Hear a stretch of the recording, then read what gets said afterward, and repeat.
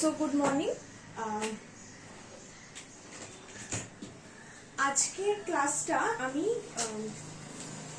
একটা ইউনিটের একটা সেকশন জাস্ট করাবো।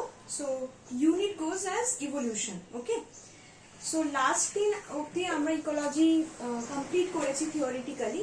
তো রিগার্ডিং দ্য কোয়ারিজ, ডাউটস বা কোয়েশ্চেন্স যেগুলো বা নোটস যেগুলো পেন্ডিং ছিল সেগুলো আমি থ্রু আউট দ্য উইক আর কি করার জন্য সাজেশন দেব। আমি আজকে ইভলিউশন প্রসেসটা স্টার্ট করে দিচ্ছি পড়ানোটা, বিকজ এইটা একটু বেশ লেন্দি আছে। তবে আজকে আমি জাস্ট একটা সেকশনই করাবো।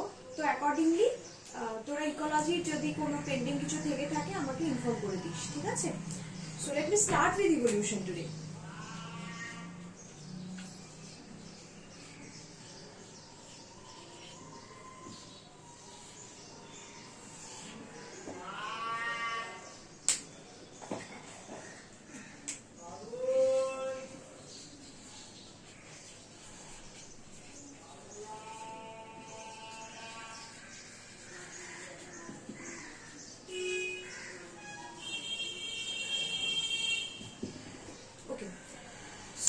First topic goes as emergence of evolutionary thoughts.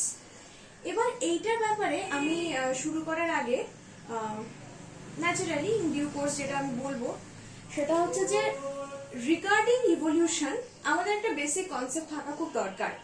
Because evolution কনসেপ্টটা ইজ সামওয়াট ফিলসফিক্যাল। তো এর মধ্যে অনেকটা বেশি আইডিয়াস রয়েছে রাদার দ্যান এভিডেন্সেস। সো অন্যান্য সায়েন্টিফিক ব্রাঞ্চেসে কি হয়, অনেক বেশি এভিডেন্সেস থাকে, এক্সপেরিমেন্টস থাকে, based on that accumulated results of the experiments একটা কনক্লুশনে আসা হয়। কিন্তু ইভলিউশনে যেটা হয়েছে, যেহেতু আমাদের পাস্ট রেকর্ডস ঘেঁটে সেইগুলোকে অ্যাকিউমুলেট করে মডার্ন কিছু থিওরিজ ইমপ্লিমেন্ট করে একটা কনক্লুশনে আসতে হয়, তাই জন্য এর মধ্যে কিন্তু বেশ কিছু ফিলোসফিক্যাল অ্যাসপেক্ট আছে। তাই এই ফিলোসফিক্যাল অ্যাসপেক্টটাকে আমরা ইনকালকেট করবার জন্য জিনিসটাকে একটু কনসেপচুয়ালি বুঝবো। Okay, so for that matter of fact আমরা একদম শুরুতে যেটা করবো সেটা হচ্ছে ইভলিউশন ইটসেলফ, এই টার্মটার ব্যাপারে একটা ব্রিফ ইন্ট্রোডাকশন আমি চেষ্টা করবো তোদেরকে বোঝানো। ওকে, সো দ্যাট ইভলিউশনকে আমরা যদি একটা ফ্রেজ দিয়ে ডিক্লেয়ার করতে পারি বা জিনিসটাকে ডেসক্রাইব করার জন্য একটা ফ্রেজ ইউজ করতে চাই, তো it can be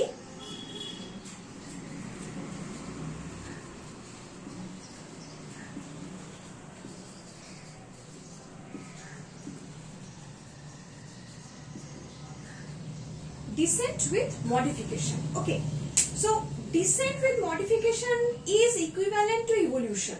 How? Because descent কথাটার মানে হচ্ছে কোনো একটা পার্টিকুলার তার একটা ফর্ম থেকে অন্য একটা ফর্মে ট্রানজিট হচ্ছে, ঠিক আছে? তার এই যে ট্রানজিশন, সেটা যদি সেম ফর্মে হয় আমরা সেটাকে ইভলিউশন বলছি না। ইভলিউশন বলবো তখনই যখন একটা ইন্ডিভিজুয়াল তার সেট অফ ক্যারেক্টারিস্টিক ফিচার্স নিয়ে নতুন যে ফর্মটা ক্রিয়েট করছে, that is a modified version. Okay, so এই যে মডিফিকেশনস গুলো সে অ্যাকিউমুলেট করে নতুন একটা ফর্মে ট্রান্সফর্মড হচ্ছে, সেই জিনিসটাকে আমরা ইভলিউশন বলবো। এই যে ডিসেন্ট উইথ ইভলিউশন বলছি, তার মধ্যে একটা ভীষণ ইম্পর্টেন্ট, তো এই ডিসেন্ট উইথ ইভলিউশনের ক্ষেত্রে একটা ভীষণ ইম্পর্টেন্ট ফ্যাক্টর হচ্ছে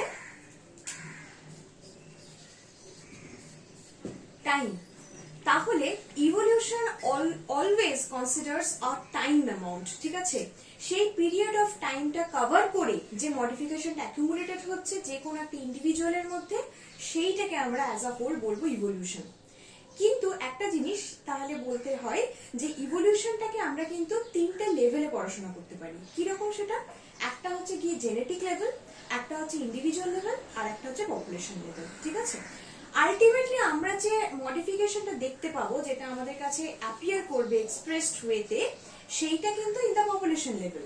বাট ডিপ ডাউন যে মিউটেশন বা ভেরিয়েশন গুলোর জন্য এই ইভলিউশনটা কজ করছে, সেটা কিন্তু এক একটা জিনের মধ্যেই হচ্ছে। তাই জন্য ইভলিউশন যে প্রসেসটা, সেটা starts with genetic level, then process to an individual, and finally আমরা যে এক্সপ্রেশনটা দেখতে পারি নেট রেজাল্ট হিসেবে, সেটা হচ্ছে ইন আ পপুলেশন, ঠিক আছে? তাই এই বিভিন্ন স্টেজে কিন্তু প্রসেস অফ ইভলিউশনটা কাজ করে থাকে। গেল? ওকে, নেক্সট যেটা আমরা আসবো সেটা হচ্ছে যে আমি যে ইভলিউশনের প্রসেসটাকে তোদেরকে একটা জেনারেলাইজড কনসেপ্ট ওয়াইজ বোঝানোর চেষ্টা করলাম। সো এই ব্যাপারে যদি কারোর কিছু মতামত থাকে বা জিজ্ঞাসা থাকে বলতে পারিস, আদারওয়াইজ যারা প্রোপাগেট করেছিল একদম শুরুতে সেই প্রপোজিশনস গুলো যারা দিয়েছিল তাদের যে ডিসকাশন সেটা দিয়ে আমি প্রসিড করব। ওকে, সো তাদের মধ্যে দুটো খুব পপুলার নাম হচ্ছে, একজন ল্যামার্ক আর একজন হচ্ছে ডারউইন, রাইট? সো ল্যামার্কিজম এবং ডারউইনিজম তাদের নিজস্ব কিছু মতবাদ ছিল, তাদের যে ওপিনিয়ন গুলো সেগুলোকে আমরা একটু অর্গানাইজ ওয়েতে করবো, ঠিক আছে? সো প্রথমেই আমরা ল্যামার্কিজমে আসবো। সো ল্যামার্কিজম যে কনসেপ্টটা সেটা অবভিয়াসলি একজন বায়োলজিস্টের প্রোপাগেট করা কনসেপ্ট। তো সেটা হচ্ছে জিন ব্যাপটিস্ট ডি ল্যামার্ক। ওকে, সো এই ফুল নেমটা is subject two be remembered. Okay, so something to be remembered, জিন ব্যাপটিস্ট ডি ল্যামার্ক, এটাই হচ্ছে কমপ্লিট নেম। এবং তার যে প্রপোজিশনস গুলো ছিল সেগুলো কমপ্লিটলি উনি পুট করেছিলেন একটা পার্টিকুলার বইয়ে, যেটাকে বলা হয় ফিলোসফি জুলজিক। ওকে, সো এই দুটো জিনিস আমি একটু লিখে আমি বাকি ওনার যে কনসেপ্ট গুলো, ওনার যে প্রপোজিশন সেগুলো পয়েন্ট ওয়াইজ আমি বোঝাচ্ছি।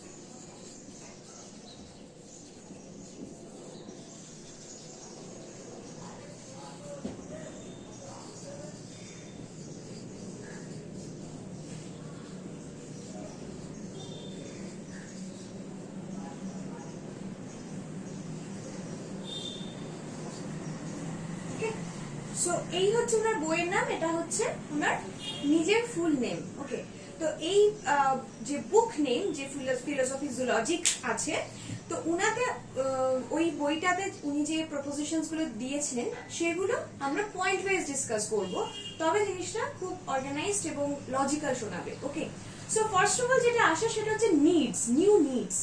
যে কোনো একটা ইভলিউশনারি যে সেট অফ কনটেক্সট থাকে, একটা সেট অফ কন্ডিশনস থাকে, যেটা আমি ইকোলজিতে বারবার তোদের পড়িয়েছিলাম যে ecology provides a set of conditions যেগুলোর মধ্যে একটা পার্টিকুলার ইন্ডিভিজুয়াল সার্ভাইভ করতে পারে, তাই তো? তো এই যে সেট অফ কন্ডিশনস গুলো থাকে সেগুলোর মধ্যে এভরি নাও এন্ড দেন একটা ইন্ডিভিজুয়ালের নতুন নতুন রিকোয়ারমেন্টস বা নিডস হয়। সো নিউ নিডস অ্যারাইজ করা, সেইটা হচ্ছে আমাদের তাহলে first point in this series, ঠিক আছে?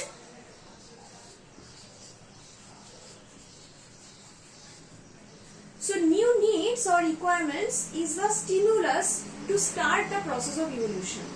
So যখনই কোনো নতুন নিড বা রিকোয়ারমেন্টস অ্যাপিয়ার করবে তখন সেইটাকে ফেস করার জন্য, সেটাকে ডিল করার জন্য বা সেটাকে ওভারকাম করবার জন্য যে ইন্ডিভিজুয়ালটা আর কি ইনভলভ, সে দুটো অপশন করতে পারে, দুটো কাজ করতে পারে।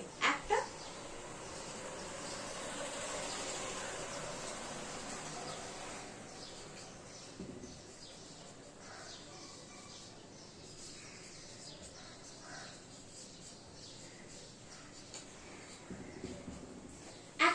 পারে যে এমন কিছু অর্গানস ওর মধ্যে যেগুলো রয়েছে যেগুলো ওর কাজে লাগবে, which are useful বা বেনিফিশিয়াল, সেগুলোকে ও ফার্দার ইউজ করতে পারবে, ঠিক আছে?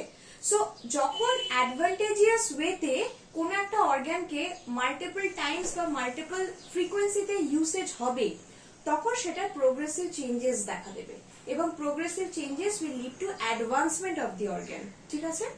এটা গেল হচ্ছে একটা অ্যাসপেক্ট। আর একটা অ্যাসপেক্ট হচ্ছে কিছু এক্সিস্টিং অর্গানস যেগুলো ফার্দার ইউসেজের প্রয়োজন নেই সেগুলো উইল বি ইগনোরড, সেগুলো উইল বি লেফট আনইউজড। আর তার জন্য যেটা হবে সেটা হচ্ছে those organs will turn rudimentary. Okay, so rudimentary মানে হচ্ছে অবসোলেট। এবার ওয়ান্স মানে এটা হচ্ছে আমাদের তাহলে সেকেন্ড পয়েন্ট গেল, ঠিক আছে? যে দুটো কি কি অ্যাসপেক্টে পার্টিকুলার অর্গানস গুলোকে ইউজ করতে পারে একটা ইন্ডিভিজুয়াল। যখন নতুন নিড আসবে কিছু অর্গানসকে প্রোগ্রেসিভ চেঞ্জেস এর দিকে নিয়ে যেতে পারে, কিছু অর্গানসকে ডিসইউজ করতে করতে রেট্রোগ্রেসিভ চেঞ্জেস এর দিকে নিয়ে যেতে পারে। ওকে, এটার যে ফেট, সেই ফেটটা আসবে আমাদের থার্ড পয়েন্টে। সো কনসিকুয়েন্সটা আমরা থার্ড পয়েন্টে ডিসকাস করবো।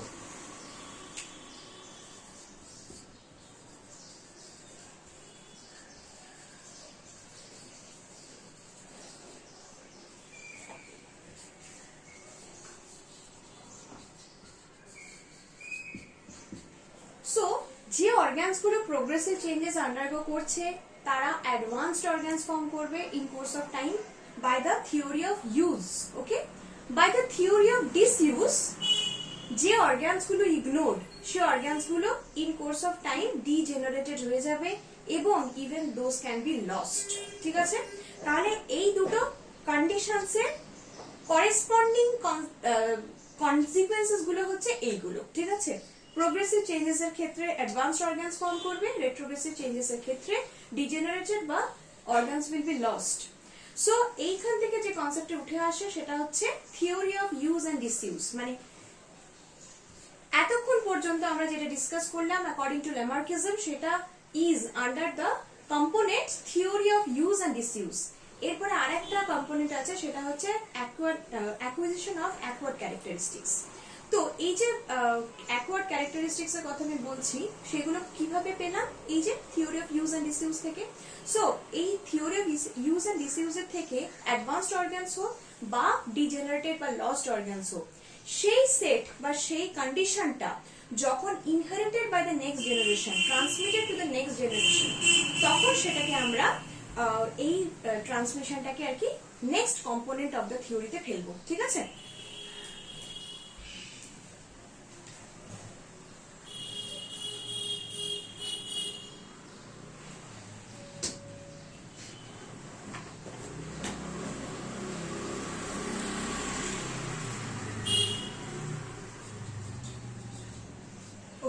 সো ফাইনাল যে কম্পোনেন্টটা সেটা হচ্ছে inheritance of the acquired characteristic features, যেটা একটা জেনারেশন থেকে নেক্সট জেনারেশনে ট্রান্সমিটেড হচ্ছে।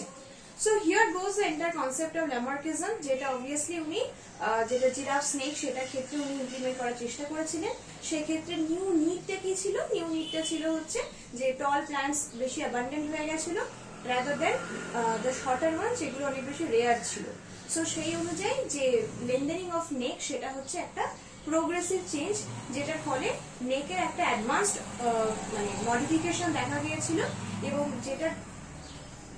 এবং অ্যাডভান্স মডিফিকেশন অফ দ্য নেকের জন্য তারা সেই অর্গানস গুলোকে অনেক বেশি অ্যাকুয়ার করে পরবর্তী জেনারেশনে তারা ট্রান্সমিট করতে পেরেছিল।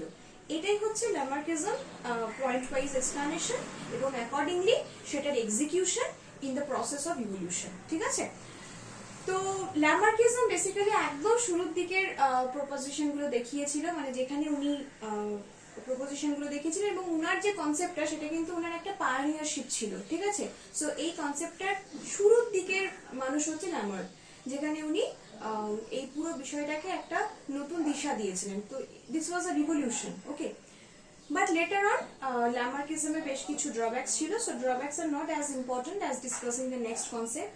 সো আমি এর পরের যে কনসেপ্টটা সেটা হচ্ছে ডারউইনিজম। সো ডারউইনিজমের যেটা ছিল সেটা হচ্ছে কনসেপ্ট অফ ভেরিয়েশন। তো once we understand the Lamarckism thing we will proceed to Darwinism. So একজন দুজন পরবর্তীকালে জয়েন করেছে। সো ফর দেম আমি জাস্ট ইন আ নাটশেল আমি ল্যামার্কিজমের যে সিরিজটা, যে কনসেপ্ট বা প্রপোজিশনের যে পয়েন্টস গুলো সেগুলো ভেরি ব্রিফলি আমি একটু রিপিট করে দিতে চাই। ঠিক আছে, সো ইভলিউশন করছি আমরা, ইভলিউশনের ফার্স্ট সেকশন করছি which is emergence of evolutionary thoughts. সেটার আন্ডারে প্রথম হচ্ছে ল্যামার্কিজম। সো ল্যামার্কিজম ইভলিউশনারি কনসেপ্টটাকে একটা লজিক্যাল ওয়েতে এক্সপ্লেন করে। তো সেটার মধ্যে প্রথম যে পয়েন্টটা আসে সেটা হচ্ছে নিউ নিডস। সো যে কোনো একটা সেট অফ ইকোলজিক্যাল কন্ডিশনসে যখন নতুন কোনো নিড বা ডিমান্ডস বা রিকোয়ারমেন্টস আসে তখন দুটো ভাবে ইন্ডিভিজুয়াল রিঅ্যাক্ট করতে পারে। একটা হচ্ছে তার মধ্যে যে অর্গানস আছে তার মধ্যে যে অর্গানসগুলো ইজ এসেনশিয়াল বা নেসেসারি, সেই অর্গানসগুলোকে পজিটিভ চেঞ্জেস দেখাতে পারে বা প্রোগ্রেসিভ চেঞ্জেস মডিফিকেশনস দেখাতে পারে। অ্যাকর্ডিংলি সেই অর্গানসগুলো কিন্তু অ্যাডভান্সড অর্গানস হিসেবে ট্রান্সফর্মড হবে, সেগুলো থাকবে এবং অ্যাডভান্সড হতে থাকবে এবং at some point of time সেটা inherited to the next generation হবে।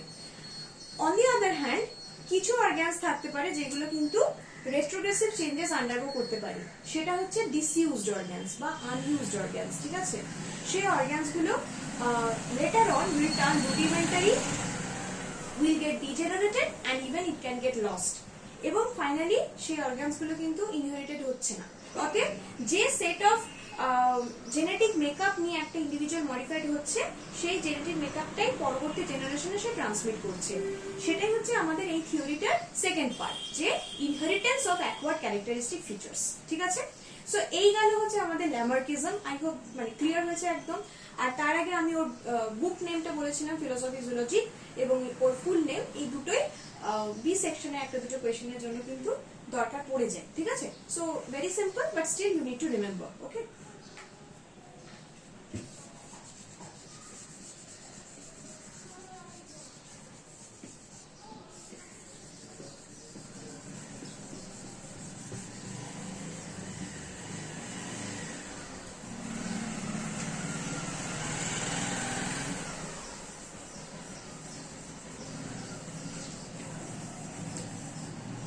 okay, so we can now move on to Darwinism. Darwinism's concept is way more accepted all over the world, যার জন্য আমরা ডারউইনিজমকে এখনো বেশি ফলো করে থাকি।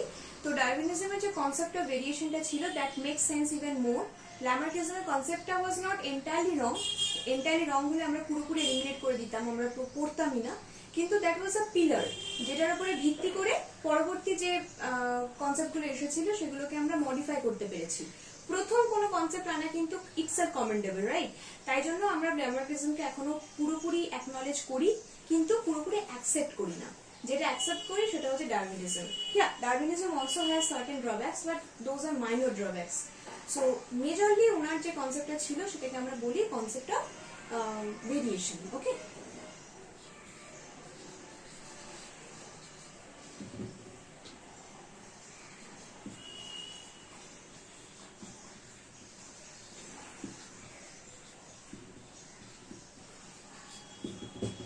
ওকে, সো ডারউইনের ফুল নেম হচ্ছে চার্লস রবার্ট ডারউইন। ওকে,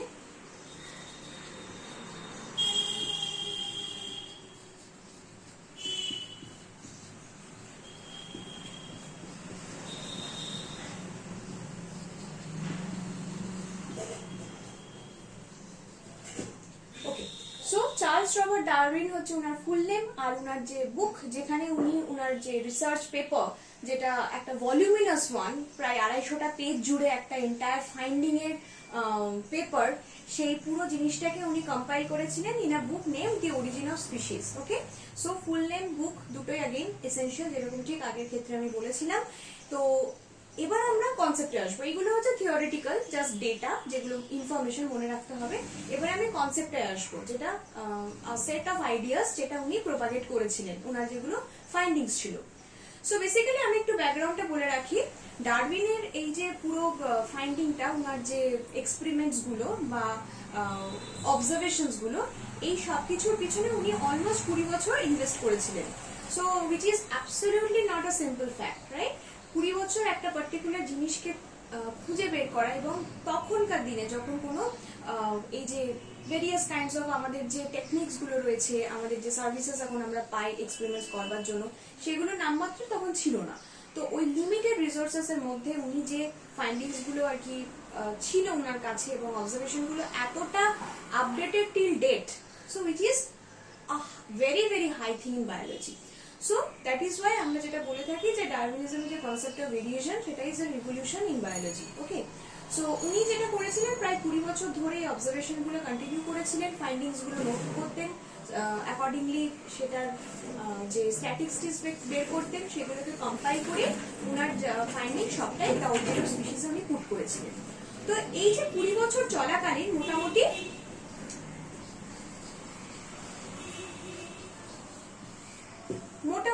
1842 থেকে 1850 तक উনি এই পুরো মানে অবজারভেশনস, এক্সপেরিমেন্টস বা ফাইন্ডিংস গুলো কম্পাইল করা কাজটা করতেন। ঠিক আছে, মোটামুটি 1859 এর দিকে উনি the origin of species finally publish করেছিলেন। ঠিক আছে,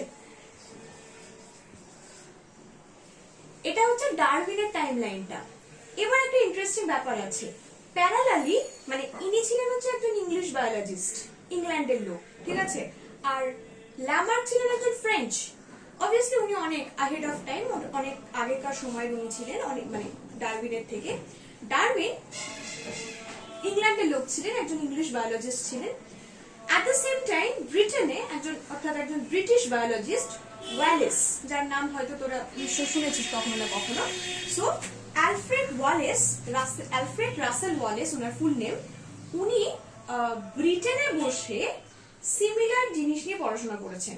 ওনার অবজারভেশন বা ফাইন্ডিংস গুলো was at per with Darwin's findings. ঠিক আছে,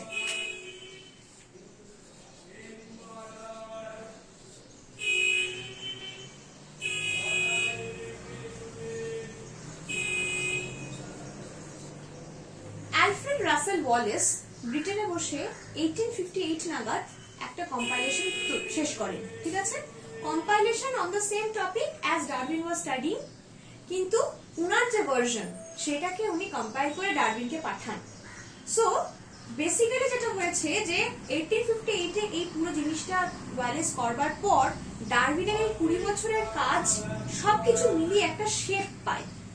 সেই শেপটাই উনি পুট করেন দ্য অরিজিন অফ স্পিসিসে ইন 1859। ওকে, সো আলটিমেটলি 1859 এ আমরা দ্য অরিজিন অফ স্পিসিস পাই। বাট তার আগে কিন্তু ওয়ালেসের এই কম্পাইলেশনটা অনেকটা বেশি জিনিসটাকে অর্গানাইজ করে গুছিয়ে এনেছিল, তাই জন্য গিয়ে এত তাড়াতাড়ি ঘটনাটা ঘটে গেল। আদারওয়াইজ ডারউইনের পুরো বিষয়টা পাবলিশ করার পিছনে হয়তো আরো বেশি হার্ডলস থাকতো। ওকে, সো আমি মোটামুটি ব্যাকগ্রাউন্ডটা তোদের বললাম, টাইমলাইনটা তোদের বললাম।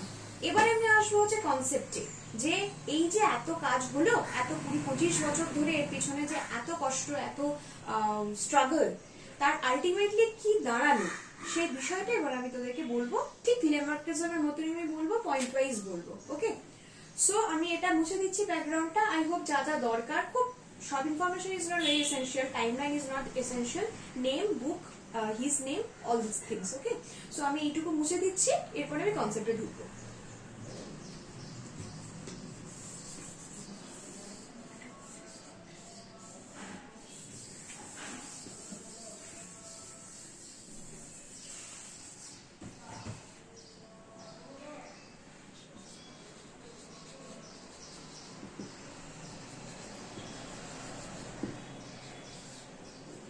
ওকে, সো ফার্স্ট কি কনসেপ্ট আছে?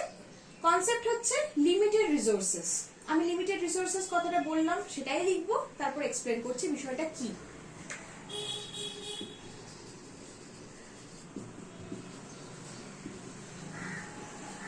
তাহলে ফার্স্ট পয়েন্ট হচ্ছে লিমিটেড রিসোর্সেস। কেন? ওয়াই আওয়ার রিসোর্সেস আর লিমিটেড? বিকজ তোরা প্রোগ্রেশনের ব্যাপারে পড়েছিস ম্যাথমেটিক্সে। সো আমাদের যে পপুলেশন সাইজ, যে এক্সপ্যানশনটা, সো পপুলেশন গ্রোথ হয়, তাই তো? সেটা কিভাবে হয়? সেটা হচ্ছে জিওমেট্রিক প্রোগ্রেশন ফলো করে। কিন্তু এই যে পপুলেশনটা, সেই পপুলেশনটাকে ফিড করবার জন্য যে রিসোর্সেস নেসেসারি, মেইনলি ফুড, সেই ফুডের যে প্রোগ্রেশনটা, সেটা কিন্তু অ্যারিথমেটিক প্রোগ্রেশন। অতএব এই যে দুটো ডিফারেন্ট টাইপস অফ প্রোগ্রেশন, যে ডিফারেন্সিয়াল প্রোগ্রেশন, সেইটার জন্য resources get limited for the population that survive in that area. ঠিক আছে, সো এইটাই হচ্ছে আমাদের লিমিটেড রিসোর্সেস এর বক্তব্য এক কথায় বলতে গেলে। ওকে,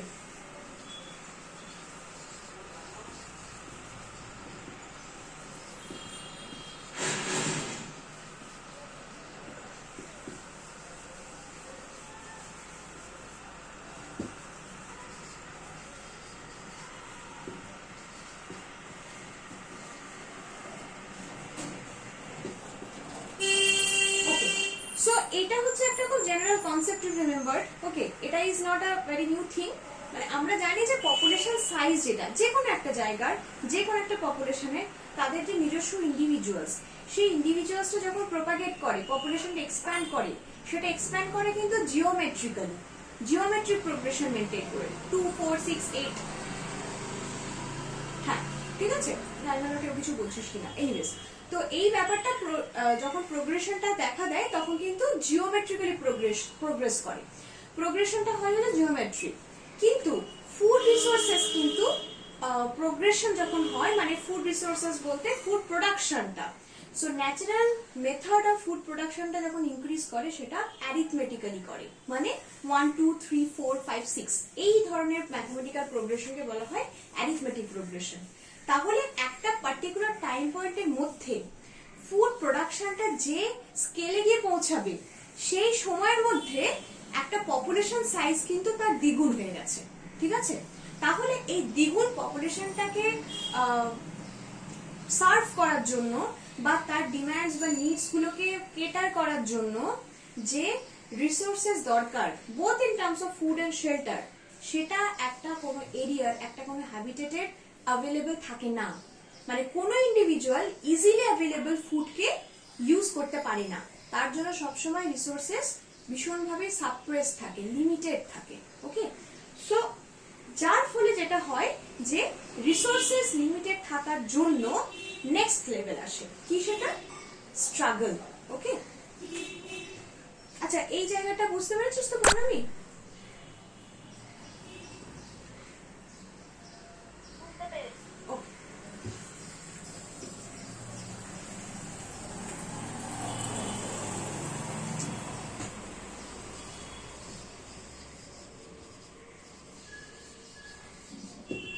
ওকে, সো নেক্সট যে বিষয়টা তখন আসে সেটা হচ্ছে স্ট্রাগল।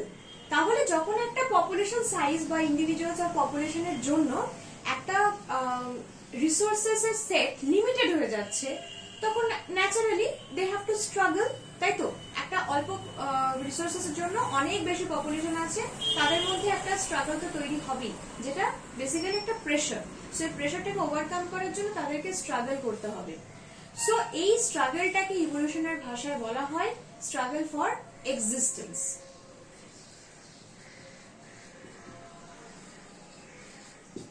ওকে, সো এই স্ট্রাগল ফর এক্সিস্টেন্স এর জন্য একটা ভীষণ ইউজফুল মেথড হচ্ছে অ্যাডাপ্টেশন।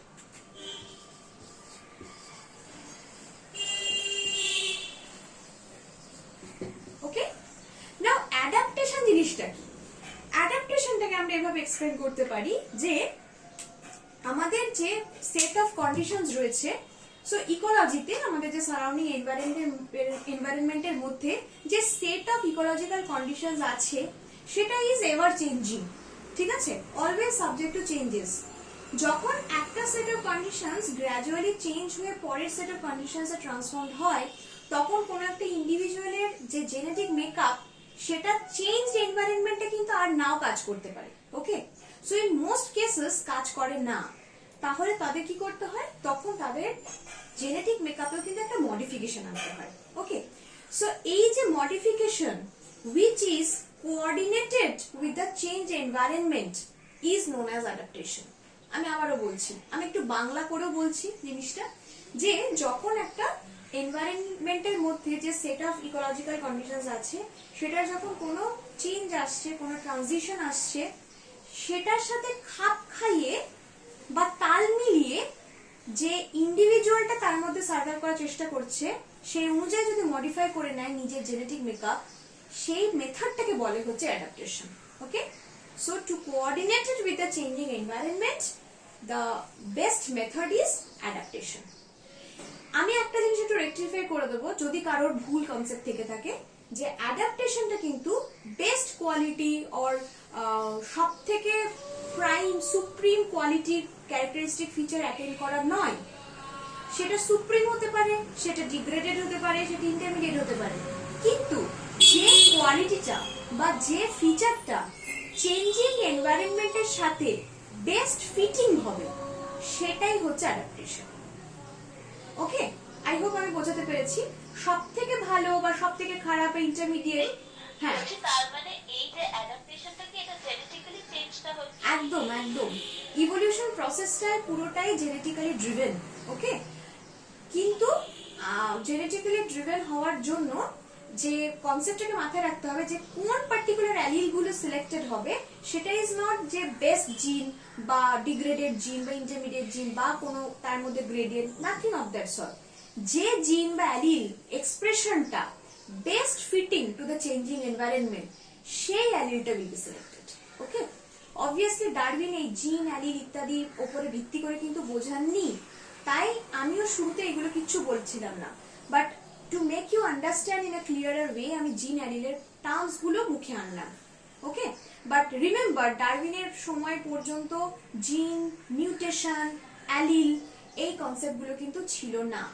উনি ন্যাচারাল সিলেকশন দিয়ে এক্সপ্লেন করেছিলেন, সেটা আমি এবার আসছি। এখন অব্দি আমি আছি হচ্ছে অ্যাডাপ্টেশন। ওকে, যেখানে একটা ইন্ডিভিজুয়ালকে তার জেনেটিক মেকআপ এর সাথে চেঞ্জিং এনভায়রনমেন্টের সাথে সব থেকে ভালো ফিট করতে হবে, সেটাই হচ্ছে উদ্দেশ্য, objective. Okay, so adaptation is the method to survive in the struggle for existence. So পুরো জিনিসটা সুন্দর কোঅর্ডিনেটেড, খেয়াল কর। সো এই যখন অ্যাডাপ্টেশনটা হলো, তখন অ্যাডাপ্টেশনটা হওয়ার সাথে সাথে আর একটা কম্পোনেন্ট যুক্ত হবে স্ট্রাগলে, সেটা হচ্ছে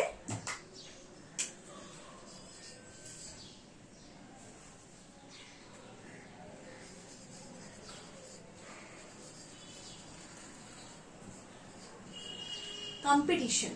ওকে, যখনই রিসোর্সেস লিমিটিং, পপুলেশন সাইজ বেশি, তাদের মধ্যে স্ট্রাগলটা কন্টিনিউ করবার জন্য অবশ্যই যেটা দরকার সেটা হচ্ছে কম্পিটিশন।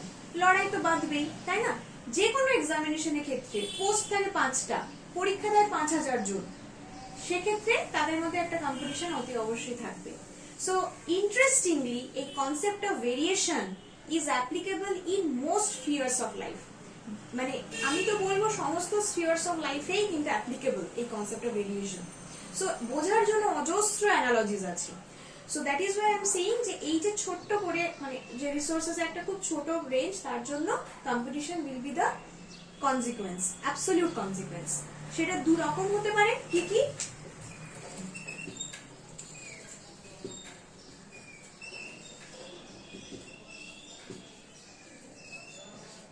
ইন্টারস্পেসিফিক, ইন্ট্রাস্পেসিফিক।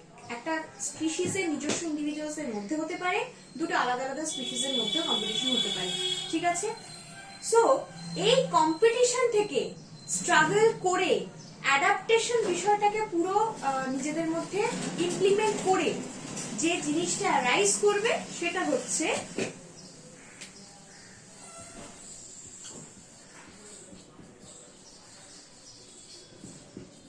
ভেরিয়েশন। কেন? বিকজ এই কম্পিটিশনে সার্ভাইভ করার জন্য ইন্ডিভিজুয়াল নানা রকম ক্যারেক্টারিস্টিক ফিচার্সকে ট্রাই আউট করবে, যে কোনটা ইজ বেস্ট ফিটিং। ধর একটা আমি সিডের কথা বলছি, সিড ডিসপার্সাল। সিড ডিসপার্সালে তোরা জানিস মাল্টিপল মেথডস আছে। সো এই মাল্টিপল মেথডস গুলো এলো কোথা থেকে? এই ভেরিয়েশন থেকে। ধর পার্টিকুলার কোনো হুকস ইউজ করে, কোনো হেয়ারি স্ট্রাকচার ইউজ করে, যাতে গিয়ে বা ধর যে পোলেন গ্রেনসে বিভিন্ন শেপস এন্ড স্ট্রাকচারস হয়, তাহলে পলিনেটার্স এসে কোন মেথডটা সব থেকে বেশি সাকসেসফুল করতে পারছে তার উপরে ভিত্তি করে কিন্তু তারা প্রপাগেটেড হয়েছে, কিছু জিনিস এলিমিনেটেড হয়ে গেছে, রাইট? সেই রকম ভাবে আমি বলছি যে এই স্ট্রাগলে পার্টিসিপেট করার জন্য নিজের মেথডগুলোকে ভেরিয়েট করে নিতে হয়েছে। সেই কারণে যেটা অ্যারাইজ করেছে সেটা হচ্ছে ভেরিয়েশনস। ওকে, এবার ভেরিয়েশনসটার পিছনে আমি একটু আগে জাস্ট মেনশন করলাম, ভেরিয়েশনস এর মেজর কম্পোনেন্ট হচ্ছে মিউটেশন। বাট ওই মিউটেশন, জিন, অ্যালিল এই বিষয়টা কিন্তু ডারউইন ক্লিয়ারলি এক্সপ্লেন করতে পারেনি, যেটা একটা মানে অবভিয়াসলি ড্রব্যাক হিসেবে থেকে গেছে। বাট উনি ভেরিয়েশন বিষয়টা বলেছিলেন, নেট এফেক্টটা উনি বলে গেছিলেন, ঠিক আছে? তার পজিটিভ এজেন্টটা বলতে পারেননি। ভেরিয়েশন থেকে যেটা অ্যারাইজ করে, যেটাই হচ্ছে অ্যাকচুয়ালি আমাদের বায়োলজির পুরো দিশা বদলে দিয়েছিল, সেটা হচ্ছে ন্যাচারাল সিলেকশন।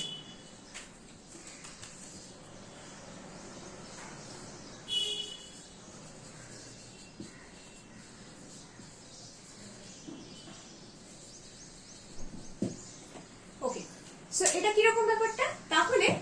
বাট আমি আবার শুরু থেকে একবার ছোট্ট করে ব্যাকগ্রাউন্ডটা বলে নিই স্টোরি, যে limited resources Warsaw population size অনেক বেশি, তাই জন্য সেখানে সার্ভাইভ করার জন্য তাদেরকে স্ট্রাগল ফর এক্সিস্টেন্সে পার্টিসিপেট করতে হচ্ছে। সেখানে পার্টিসিপেট করতে গেলে অতি অবশ্যই কম্পিটিশন বাড়ছে নিজেদের স্পিসিসের মধ্যে, অন্য স্পিসিসের মধ্যে। সেই স্পিসিসদের উদ্দেশ্য হয়ে দাঁড়াচ্ছে অ্যাডাপ্টেশন, চেঞ্জিং এনভায়রনমেন্টের সাথে নিজেদেরকে খাপ খাইয়ে নেওয়া, এটাই উদ্দেশ্য হয়ে দাঁড়াচ্ছে। এবং সেইখান থেকে তাদের নিজেদেরকে ভিক্টোরিয়াস করবার জন্য বিভিন্ন রকম ক্যারেক্টারিস্টিক ফিচার্সের ট্রাই আউট করতে হচ্ছে, সেটাকে আমরা ভেরিয়েশন বলবো। এবং আলটিমেটলি এই যে ভেরিয়েন্ট ফিচার্স, তার মধ্যে থেকে নেচার যেটাকে বেস্ট মনে করছে, সেই ফাইনাল কল বা ফাইনাল জাজমেন্টটা নেচারের হাতে দেওয়া আছে। সেই selection according to the nature's call is known as natural selection. ঠিক আছে। সো এই অ্যাকর্ডিংলি যে ভেরিয়েশনস গুলো আমরা দেখছি অ্যাপিয়ার করছে, তার মধ্যে থেকে কোন ভেরিয়েন্টটা সব থেকে বেশি ফিটিং সেটা নেচার ডিসাইড করবে।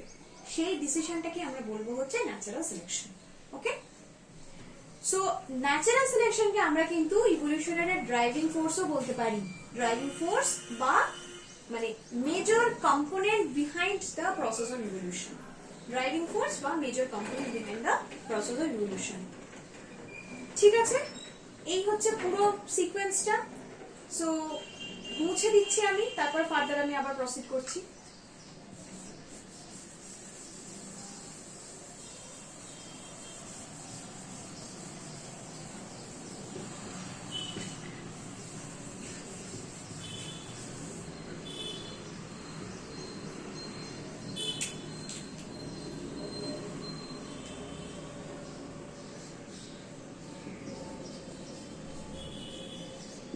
আচ্ছা, একটা পয়েন্ট যেটা আমি ডারউইনিজমের সময় একটা বিষয় আর কি আমি বলার দরকার, সেটা হচ্ছে ফিটনেস। ফিটনেস বিষয়টা কি? ফিটনেস মানে হচ্ছে যে ability of an individual two reproduce. ঠিক আছে, তাহলে আবার যদি আমরা ওই টার্মস গুলোকে ইউজ করি, মানে লিমিটেড রিসোর্সেস এর মধ্যে প্রপারলি অ্যাডাপ্ট করে একটা স্ট্রাগল ফর এক্সিস্টেন্সে যদি একটা ইন্ডিভিজুয়াল খুব সুন্দরভাবে নিজেকে সার্ভাইভ করাতে পারে বেস্ট ফিটিং ওয়েতে, তাহলে তার রিপ্রোডাক্টিভ পোটেনশিয়াল অনেক বেড়ে যাবে। ওকে, সো ফিটনেস হাই কখন হবে? যখন একটা individual according to the changing environment নিজেকে প্রপারলি অ্যাডাপ্ট করিয়ে তার স্ট্রাগল ফর এক্সিস্টেন্সে সার্ভাইভ করার চান্সেস যখন বেড়ে যাচ্ছে, তখন তার রিপ্রোডাক্টিভ পোটেনশিয়াল বা reproductive fitness also will get increased. ঠিক আছে, সো এই রিপ্রোডাক্টিভ ফিটনেস ব্যাপারটা একটু বুঝেছিস কিনা আমাকে বলিস।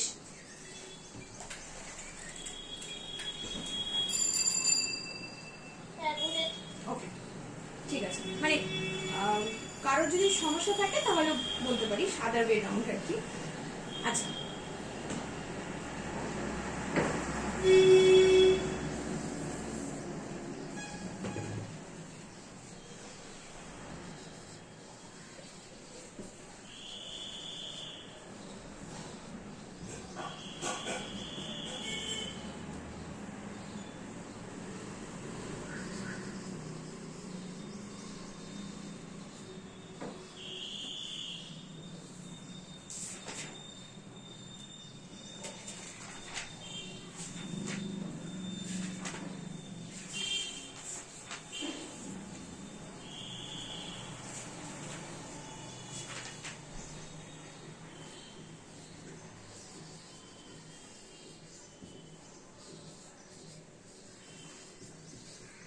ওকে, আমি এখানে তিনটে মেজর ফোর্সেস লিখেছি। ওকে, ফোর্সেস বলতে this are evolutionary forces that can mediate evolution. Okay, তাহলে ইভলিউশন কজ করবার জন্য, ড্রাইভ করার জন্য মেজর যে ফোর্সেস গুলো কাজ করে সেইগুলো হচ্ছে ন্যাচারাল সিলেকশন, যেটার ব্যাপারে আমি অলরেডি ডিসকাস করেছি, মিউটেশন যেটার ব্যাপারে আমি করব, জেনেটিক ড্রিফট যেটার ব্যাপারে আমি করবো ফার্দার।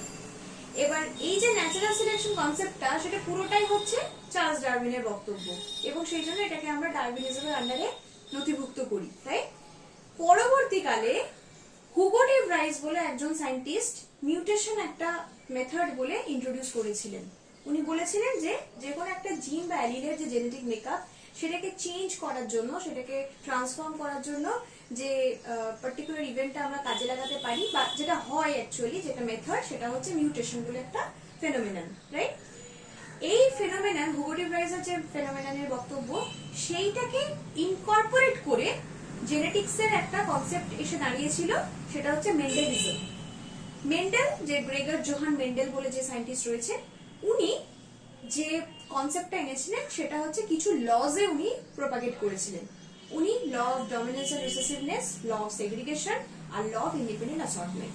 সো এই লজ গুলো দিয়ে উনি যেটাকে বোঝাতে চেয়েছিলেন সেটা হচ্ছে যে কিভাবে একটা পার্টিকুলার জিন তার পরবর্তীকালে, মানে অন্য একটা অ্যালিল, মানে জিনের মধ্যে যে অ্যালিল গুলো থাকে তাদের মধ্যে নেট রিলেশনশিপ কি এবং সেইগুলো যখন আর কি নতুন গ্যামেট ফর্ম করে সেগুলো কি ফর্মে সেগ্রিগেটেড হচ্ছে, তাই তো?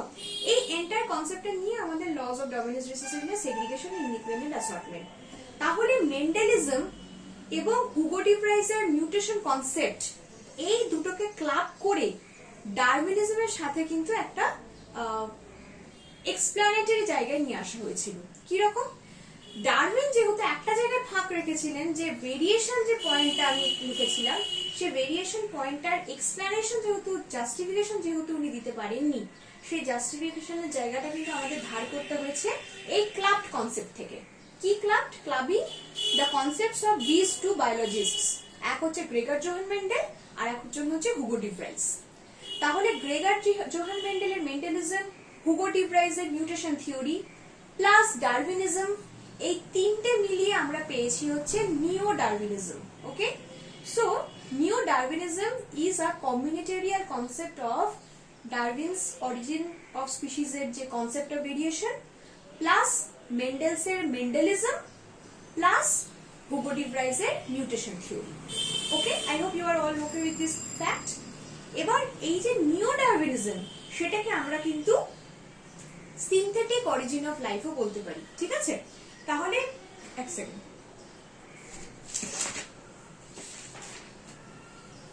ওকে,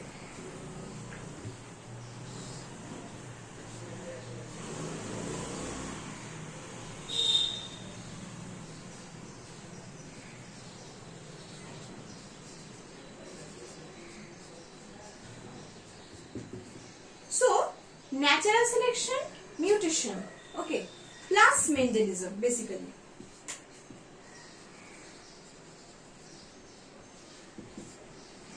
এই তিনটে মিলিয়ে আমরা পাই হচ্ছে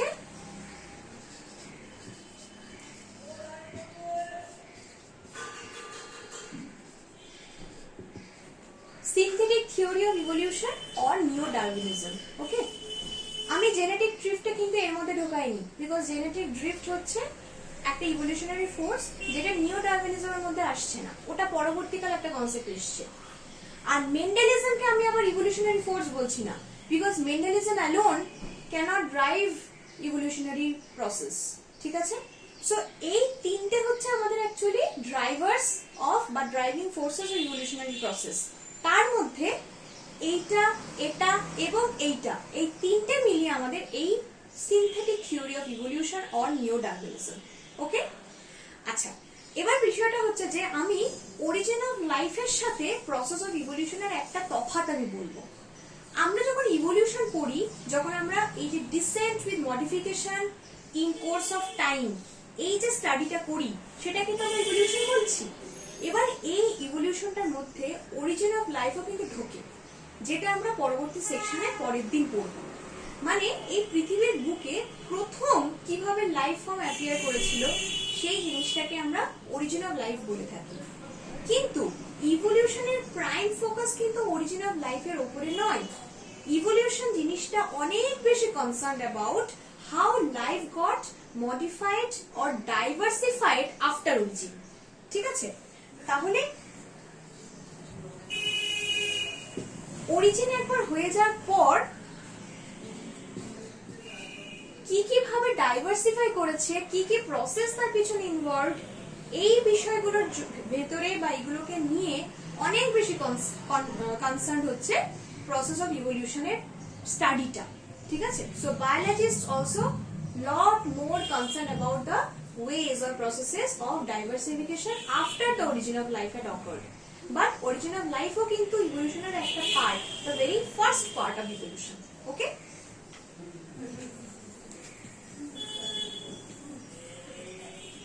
Okay, so আমি এতক্ষণ নিও ডারউইনিজমের কনসেপ্টটা বলছিলাম।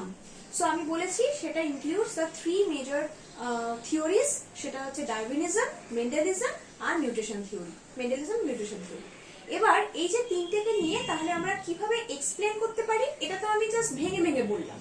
এবার আমরা কিভাবে বলতে পারি একটা স্টেটমেন্ট হিসেবে, নিও ডারউইনিজম বলে যে যে কোনো মডিফিকেশন, যে কোনো genetic change can be best and ultimately explained by mutation. ঠিক আছে, কোন একটা জেনেটিক চেঞ্জকে আমরা সবথেকে ভালোভাবে এক্সপ্লেন করতে পারি বাই দ্য প্রসেস বা মেথড অফ মিউটেশন। কিন্তু যখন একটা পপুলেশনকে আমরা স্টাডি করছি, তার মধ্যে যখন একটা চেঞ্জেস এর যে কালেকশন, সেট অফ চেঞ্জেস, সেগুলোকে অ্যাকিউমুলেট করতে দেখছি, এক্সপ্রেসড হতে দেখছি, that will be best explain by natural selection.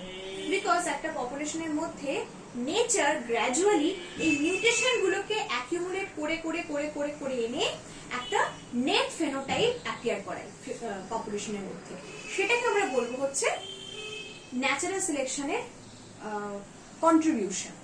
ঠিক আছে, তো আমি রিপিট করছি, আলটিমেট এফেক্ট হিসেবে একটা জিনের মধ্যে যে মিউটেশন, এই জেনেটিক চেঞ্জ, সেই genetic change will be best explain by mutation. কিন্তু আমরা যদি একটা নেট পপুলেশনের কথা ভাবি, তার মধ্যে যে চেঞ্জ বা মডিফিকেশন বা ট্রানজিশন আমরা দেখতে পাচ্ছি, যেটা একটা nature is responsible to carry out বা এক্সিকিউট, সেটা can be best explain by natural selection.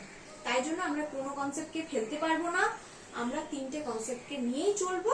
তাই আমরা নতুন যে বিষয়টাকে তাই চালু করেছি, নিও ডারউইনিজম বা synthetic theory of evolution.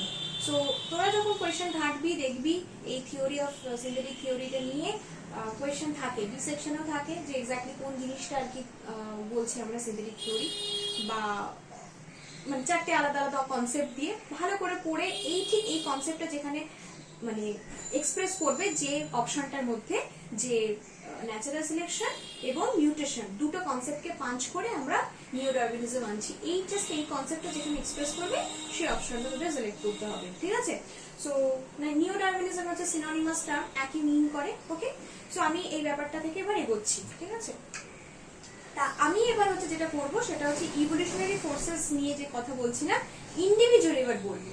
So প্রথমে ন্যাচারাল সিলেকশনকে একটু এক্সপ্যান্ড করে কথা ডিসকাশনটা করবো।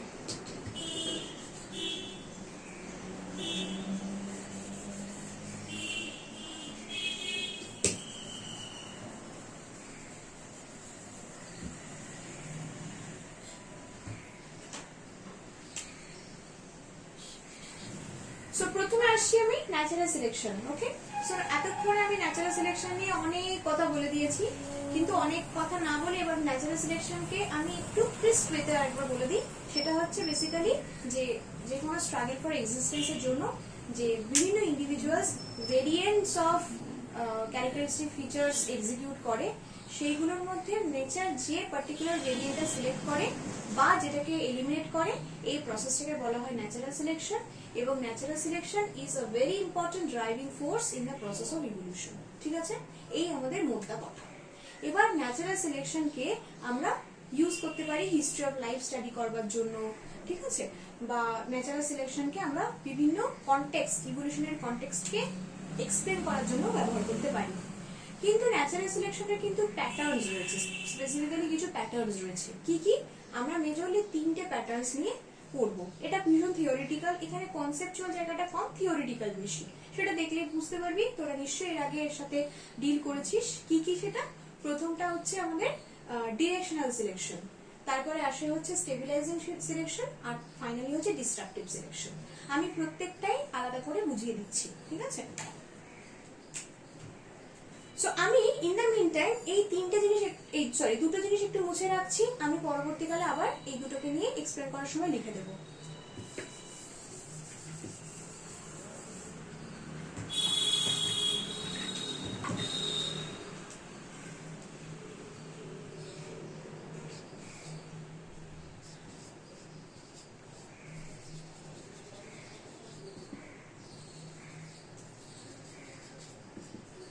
সো যেটা হচ্ছে directional selection. So directional selection কথাটার মানে হচ্ছে যে যখন পার্টিকুলার কোন একটা সেট অফ যে ভেরিয়েন্টস আছে, নেচার যখন পার্টিকুলার কোন একটা ডিরেকশনের সিলেকশন সিলেক্ট করে, ঠিক আছে, কোন একটা ডিরেকশনের ভেরিয়েন্টস সিলেক্ট করে, সেটাকে আমরা ডিরেকশনাল সিলেকশন বলবো।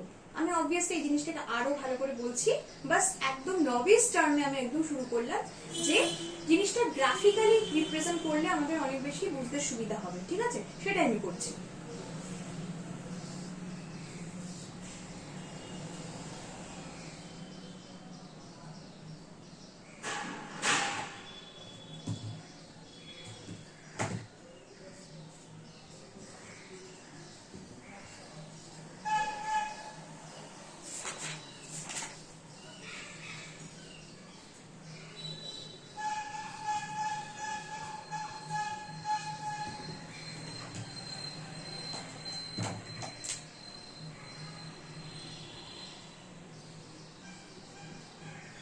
ওকে, সো এটা হচ্ছে আমাদের ডিরেকশনাল সিলেকশনের একটা গ্রাফিক্যাল রিপ্রেজেন্টেশন।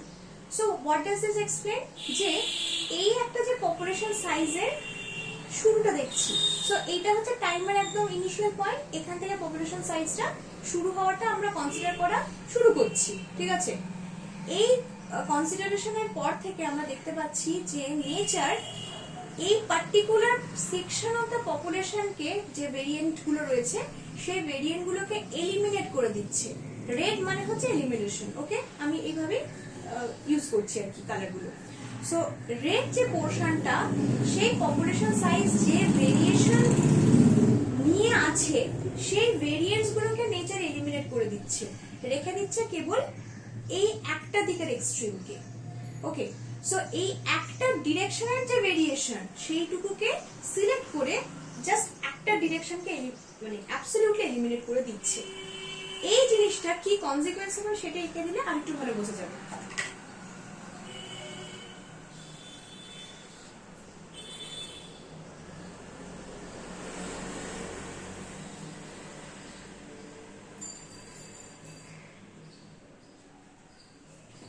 এটা হচ্ছে এক্সিস্টিং, ওকে, যেটা আমি ডটেড দিলাম সেটা হচ্ছে এক্সিস্টিং, আর যেটা লাইন সিঙ্গেল লাইন সেটা হচ্ছে প্রিভিয়াস, বিফোর সিলেকশন। তাহলে বিফোর সিলেকশন যে পপুলেশন সাইজ ছিল সেখান থেকে নতুন যে পপুলেশন সাইজ সেটা কিন্তু একটা পোর্শন, একটা সেট অফ ভেরিয়েন্টস কিন্তু এলিমিনেটেড হয়ে গেছে, এবং এলিমিনেশনটা একটা পার্টিকুলার ডিরেকশন থেকেই হয়েছে। Okay, this is known as directional selection. তাহলে পার্টিকুলার কোনো একটা সেট অফ ভেরিয়েশনস কে রেখে অন্যটাকে এলিমিনেট করে দেওয়াটাকে আমরা ডিরেকশনাল সিলেকশন বলবো। তার বেস্ট এক্সাম্পল হচ্ছে ইন্ডাস্ট্রিয়াল মেকানিজম। সো ইন্ডাস্ট্রিয়াল মেকানিজমের গল্পটা আমি খুব ছোট করে বলে দিই, যারা জানিস তাদের রিভিশন, যারা জানিস না শুনে নে ছোট করে। সেটা হচ্ছে যে ইন্ডাস্ট্রিয়াল রিভলিউশন যেটা হয়েছিল, যে এক সেকেন্ড,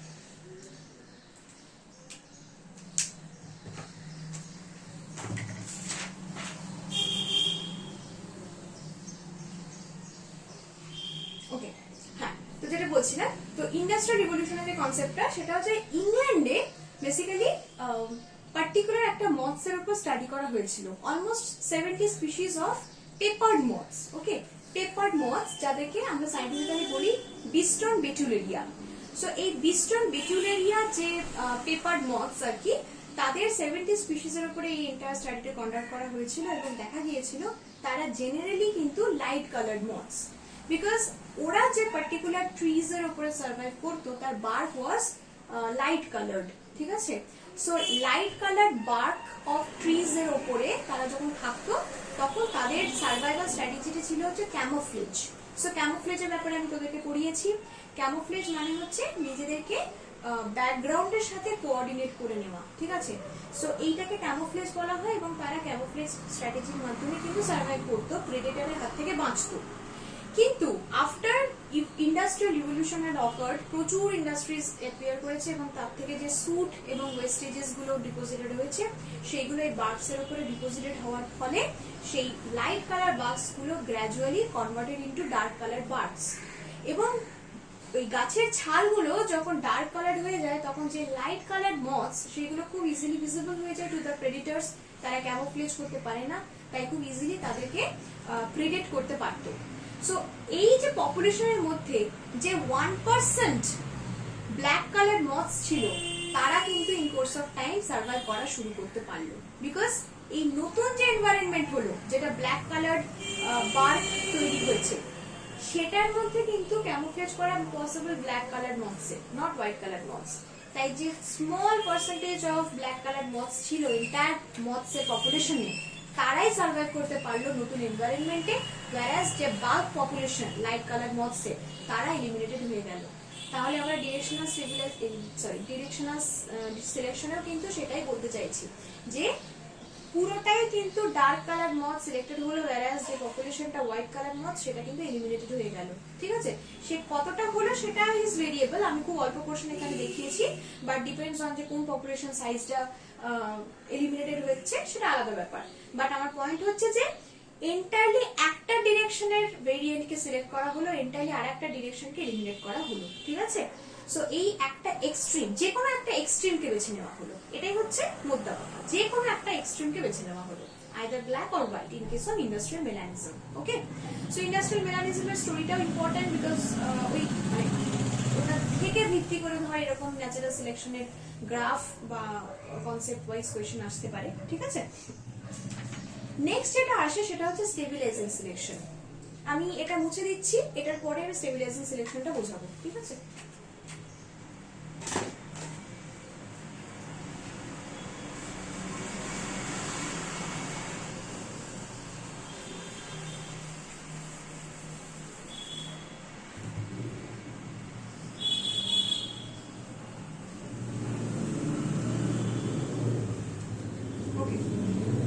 স্টেবিলাইজিং সিলেকশনটা বলার আগে আমি কয়েকটা ফিচার্স যেগুলো আমি বললাম সেইগুলো কিন্তু একটু মাথায় রাখিস, ঠিক আছে। তার মানে যে কোনো একটা এক্সট্রিম সিলেক্ট করছে বা এই টার্মস গুলো, ঠিক আছে। আর কয়েকটা টার্মস আমি বলে দিচ্ছি, যদি তোরা আর কি গ্রাফটা এঁকে থাকিস বা অ্যাটলিস্ট নামটা লিখে রাখিস আগেরটার ক্ষেত্রে ডিরেকশনাল সিলেকশন, তাহলে কয়েকটা আমি ফিচার বলে দিচ্ছি যেগুলো একটু মনে রাখা দরকার আছে, ঠিক আছে। সো তোরা একটু নোট ডাউন করে নিতে পারিস সেক্ষেত্রে। যেটা একটা লিখতে পারিস যে আমি যেটা বললাম যে favours the phenotype which is extreme. Okay, so favours the phenotype which is extreme, এটা একটা লিখতে পারিস। আর একটা করতে পারিস হচ্ছে এলিমিনেটস অ্যাভারেজ ফেনোটাইপ। যে কোনো অ্যাভারেজ ফেনোটাইপকে কিন্তু এলিমিনেট করে দেওয়া হচ্ছে। আচ্ছা, আর একটা খুব ইম্পর্টেন্ট ফিচার সেটা হচ্ছে মিন ভ্যালুকে অল্টার করা হচ্ছে। সো অল্টার দ্য মানে it alters the mean value of the trait, কারণ যে মিন ভ্যালুটা থাকছে সেটা কিন্তু একটা ডিরেকশনে শিফট করে যাচ্ছে, অতএব alters the mean value of the trait, এটা একটা করতে পারিস।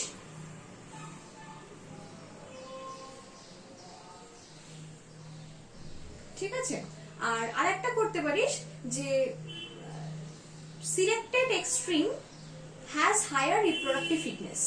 যে এক্সট্রিম ভেরিয়েন্ট গুলো সিলেক্টেড হচ্ছে সেটা রিপ্রোডাক্টিভ ফিটনেস কিন্তু অনেকটা বেশি। সো সিলেক্টেড এক্সট্রিম বা extremity has higher reproductive fitness.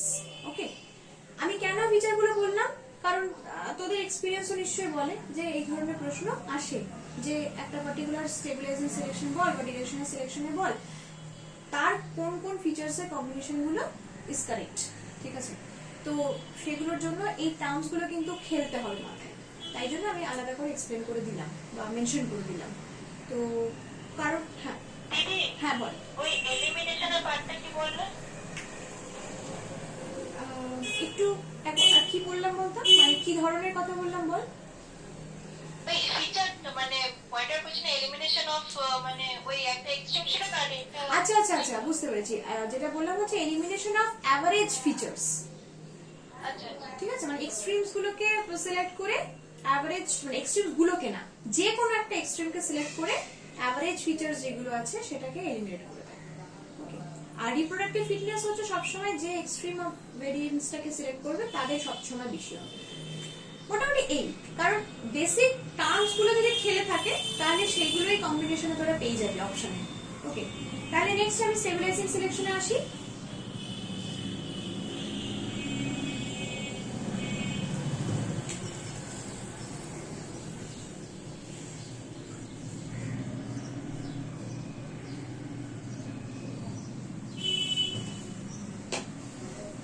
তাহলে স্টেবিলাইজিং সিলেকশনে কি হয়, both extremities are being eliminated, only average features are being selected, ঠিক আছে। consequence,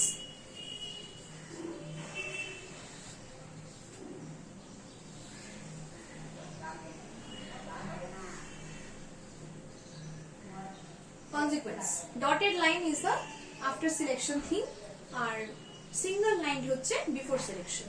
ওকে, তাহলে স্টেবিলাইজিং সিলেকশনের পর নেচার অ্যাভারেজ যে ফিচার্স গুলো সেইগুলোকে সিলেক্ট করছে, সেই ভেরিয়েন্টস গুলোকে সিলেক্ট করছে। এক্সট্রিমস যেগুলো সেটা হতে পারে আপার এক্সট্রিম বা লোয়ার এক্সট্রিম, দুটোকেই এলিমিনেট করে দিচ্ছে, ঠিক আছে। সো যেহেতু আমি ব্যাকগ্রাউন্ডটা স্টেবিলাইজিং সিলেকশনের আগেই অনেকটা ভালো করে বুঝিয়ে দিয়েছি, আর আমি ফার্দার এক্সপ্লেন করছি না। আই হোপ এখান থেকে খুব ক্লিয়ার, গ্রাফিক্যাল রিপ্রেজেন্টেশন থেকে আই হোপ ব্যাপারটা খুব ক্লিয়ার। বাট আমি যেটা বলবো সেটা হচ্ছে ফিচার্স গুলো, ঠিক যেরকম আগেরটা ক্ষেত্রে বললাম এই ক্ষেত্রেও ফিচার্স গুলো একটু নোট ডাউন করে নে। ওকে, যেরকম কর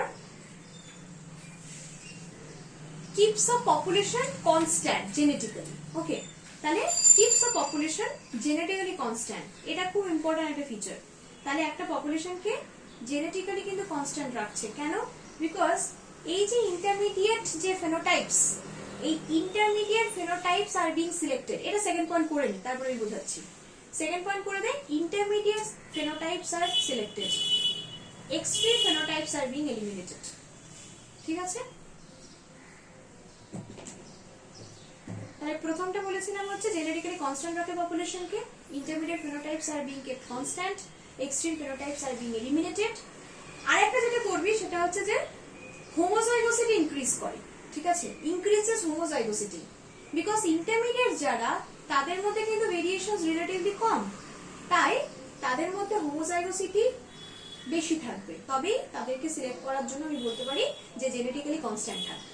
যত বেশি হোমোজাইগোসিটি বাড়বে তত জেনেটিক যে ভেরিয়েশন সেটা কমবে, তাই জেনেটিক্যালি কনস্ট্যান্ট থাকবে।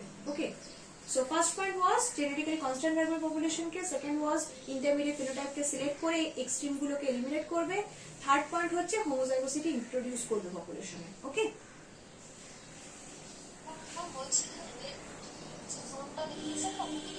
হ্যাঁ হ্যাঁ, রেড কালার মানে হচ্ছে extreme phenotypes.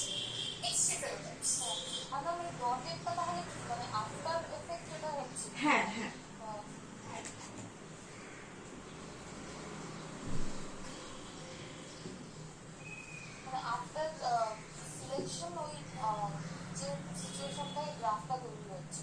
Right.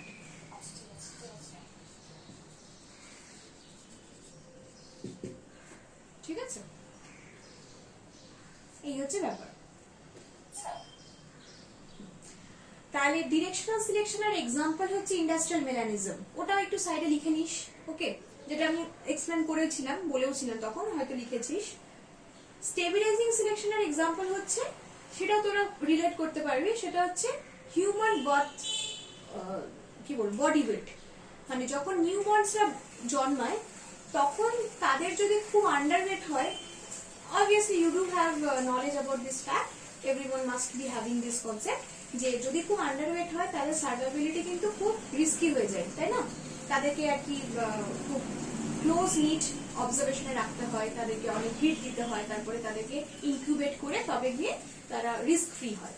So underweight babies are at risk of not surviving, আর overweight babies also is at the risk of abortion. ঠিক আছে, সো সেই জন্য আমরা দুটো দিক থেকে যদি বলি যে underweight as well as overweight, this newborn babies are both on the verge of not surviving, তাহলে এখান থেকে যেটা বেরিয়ে আসছে কনসেপ্টটা যে ইন্টারমিডিয়েট ওয়েটস যারা অ্যাভারেজ ওয়েটস, তাদের কিন্তু একমাত্র সার্ভাইভ করার ক্ষমতা অনেক বেশি। ওকে, সো এক্সাম্পল হিসেবে ওইটা বলতে পারিস যে weight of human newborn babies. ঠিক আছে, weight of human newborn babies. Done, আমি থার্ড সিলেকশনটা মেথডটাই যাব। ঠিক আছে,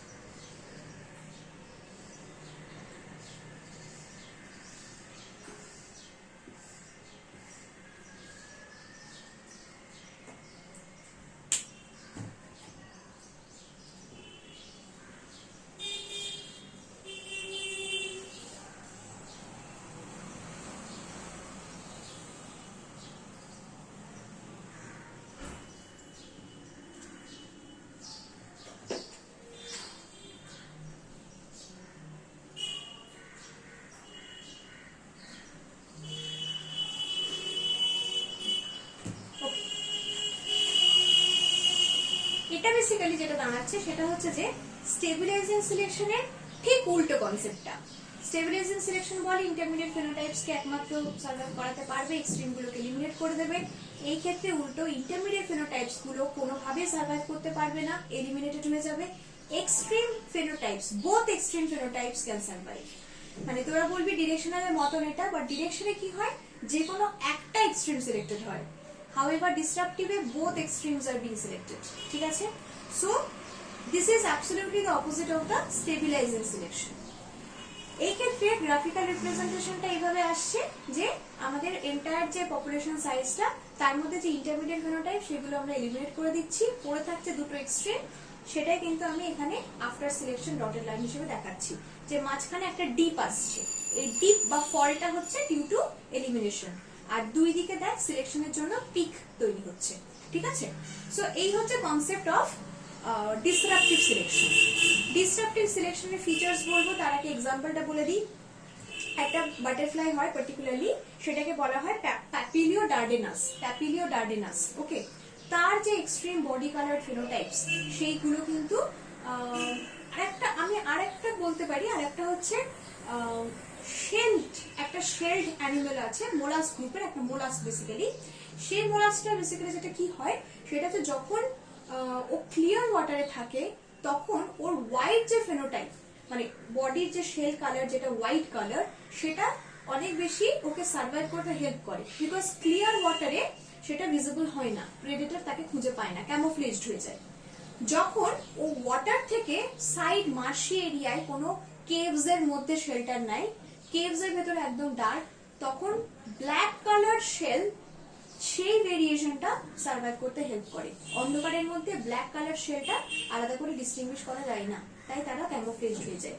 বাট যারা গ্রে কালার্ড শেল্ড মোলাস্ক, তাদের ক্ষেত্রে কিন্তু সার্ভাইভ করা very tough, both in crystal water and shade of the caves. ঠিক আছে? তাই জন্য মাঝামাঝি যে ফেনোটাইপটা মানে গ্রে কালার, তারা কোনো ইকোলজিক্যাল কন্ডিশনেই কিন্তু সার্ভাইভ করতে পারছে না। বাট এক্সট্রিমস যারা মানে হয় সাদা, তারা ক্রিস্টাল ক্লিয়ার ওয়াটারে থাকবে, আর না হলে ডার্ক কালার্ড যারা কিনা কেভস এর অন্ধকারে থাকবে, এই দুটোর মধ্যে তারা সার্ভাইভ করতে পারবে। সো এটা একটা এক্সাম্পল আছে। ঠিক আছে? এটা ছাড়া বাটারফ্লাই একটা এক্সাম্পল আছে প্যাপিলিও ডার্ডেনাস, যারও একই ব্যাপার মরফোলজি হিসেবে, যে extremes of coloured phenotypes Predator থেকে ক্যামোফ্লেজ করতে হেল্প করে, ইন্টারমিডিয়েট ফেনোটাইপ গুলোকে প্রেডিটর ইজিলি ভিজুয়ালাইজ করে তাদেরকে এলিমিনেট করে দেয় নেচার থেকে। ঠিক আছে? তাহলে এটা গেল হচ্ছে আমাদের ডিস্ট্রাকটিভ সিলেকশন, এক্সাম্পল বললাম।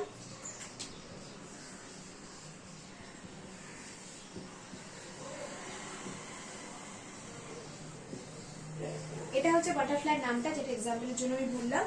আর আমি ফিচার গুলো এবার বলবো, ফিচার গুলো একটুখানি তোরা নোট ডাউন করে নে।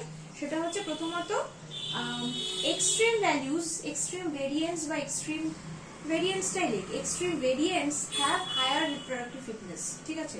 তো extreme variance have higher reproductive fitness. আচ্ছা,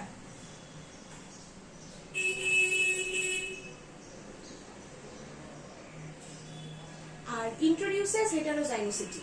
ঠিক আছে? ইন্ট্রোডিউসেস হেটারোজাইগোসিটি, বাস মোটামুটি এই দুটো মেজর ফিচার, আর কিছু না। অ্যাভারেজ ফেনোটাইপস আর এলিমিনেটেড, এগুলো আর বলার কিছু নেই, এতক্ষণে তো বোঝাই যাচ্ছে, সেগুলো তো থাকছেই, ওগুলো আমি আর আলাদা করে বললাম না। স্পেসিফিক যে ফিচারটা ইম্পর্টেন্ট, ইউনিক এই ক্ষেত্রে, সেটা হচ্ছে এক্সট্রিম ফিচার্স আর হায়ার রিপ্রোডাক্টিভ ফিটনেস। ওটা মানে সবটাই বুঝিয়ে দেওয়া যাচ্ছে। ঠিক আছে? তো আমাদের কিন্তু তিনটা খুব ইম্পর্টেন্ট জায়গা হয়ে গেল। হ্যাঁ, ন্যাচারাল সিলেকশনের যে প্যাটার্নস সেগুলো আমরা পড়ে ফেললাম। ওকে,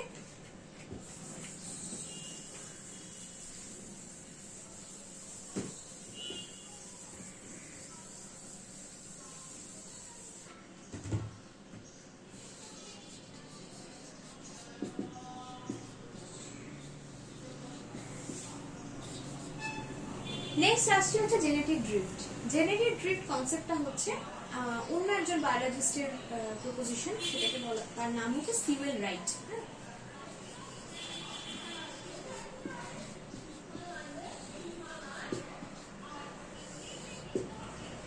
সো এই ভদ্রলোক আর কি এই কনসেপ্টটাকে প্রোপাগেট করেছিলেন। তো বেসিক্যালি যেটা বক্তব্য সেটা হচ্ছে একটা স্মল সাইজ পপুলেশনে অ্যালিল বা জেনেটিক যে ফ্রিকোয়েন্সি, যে পার্টিকুলার একটা অ্যালিলের বা একটা জিনের যে ফ্রিকোয়েন্সি যে অ্যামাউন্টে থাকতে পারে একটা পপুলেশনের মধ্যে, সেইটা কিন্তু is subject to changes, random changes.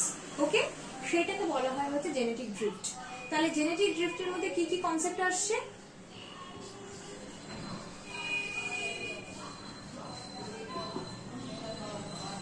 একটা পপুলেশন সাইজকে স্মল হতে হবে, মানে ইন্ডিভিজুয়ালস এর যে নাম্বার সেটাকে খুব ছোট হতে হবে, অল্প হতে হবে, ঠিক আছে। র্যান্ডম চেঞ্জেস ইন অ্যালিল বা জেনেটিক ফ্রিকোয়েন্সি হবে, ঠিক আছে। জিন ফ্রিকোয়েন্সি বা অ্যালিল ফ্রিকোয়েন্সি কিন্তু ভীষণ র্যান্ডম হবে।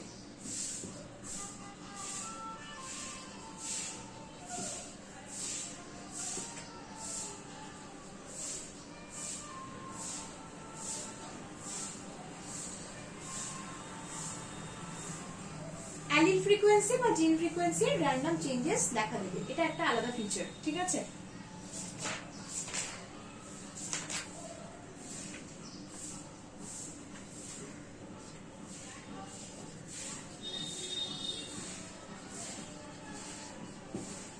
আরেকটা যেটা, যেহেতু আমি অলরেডি বলেছি যে genetic drift is an evolutionary force, তাই তো, মানে driving force in the process of evolution. সেই কারণে জেনেটিক ড্রিফট একটা স্মল পপুলেশনের মধ্যে যখন অফার করবে, তখন সেটা যে চেঞ্জেস গুলো অ্যাকিউমুলেট করতে করতে যাবে, সেগুলো মিলিয়ে অ্যাকিউমুলেট করে কিন্তু নতুন একটা স্পিসিস অ্যারাইজ করতে পারে। তাহলে genetic drift can also cause speciation, মানে the origin of a new species. Okay, so এটা কিন্তু একটা খুব ইম্পর্টেন্ট পয়েন্ট, প্লিজ ডু মানে আন্ডারস্ট্যান্ড দিস। মানে ছোট পপুলেশনের মধ্যে যে র্যান্ডম জিন বা অ্যালিল ফ্রিকোয়েন্সিস এর মডিফিকেশনস আসে, চেঞ্জেস আসে স্যাম্পলিং এরার্স এর জন্য, সেই যে চেঞ্জেস গুলো, মডিফিকেশনস গুলো অ্যাকুমুলেট করতে থাকে in due course of time, সেই অ্যাকুমুলেশনের প্রভাবে নেট কনসিকুয়েন্স হিসাবে কিন্তু নতুন একটা স্পিসিস তৈরি হতে পারে। যে মেন পপুলেশন, মাদার পপুলেশন, সেই পেরেন্ট পপুলেশন থেকে একটা অন্য পপুলেশন অ্যারাইজ করতে পারে, ঠিক আছে। এটাকে রিপ্লেস করেও বা এটার এক্সিস্টেন্সে নতুন একটা পপুলেশন, যে কোনো একটাই হতে পারে, সেটাকে আমরা বলবো তাহলে স্পিসিয়েশন। ওকে, সো এই মোটামুটি কয়েকটা ফিচার্স মাথায় রাখতে হবে। আর একটা আমি রিলেশন বলে দেবো, সেটা হচ্ছে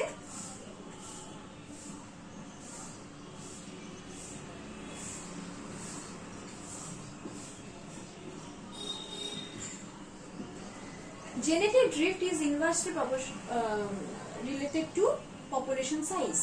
পপুলেশন সাইজ যত বড় হবে, জেনেটিক ড্রিফট কিন্তু কমবে।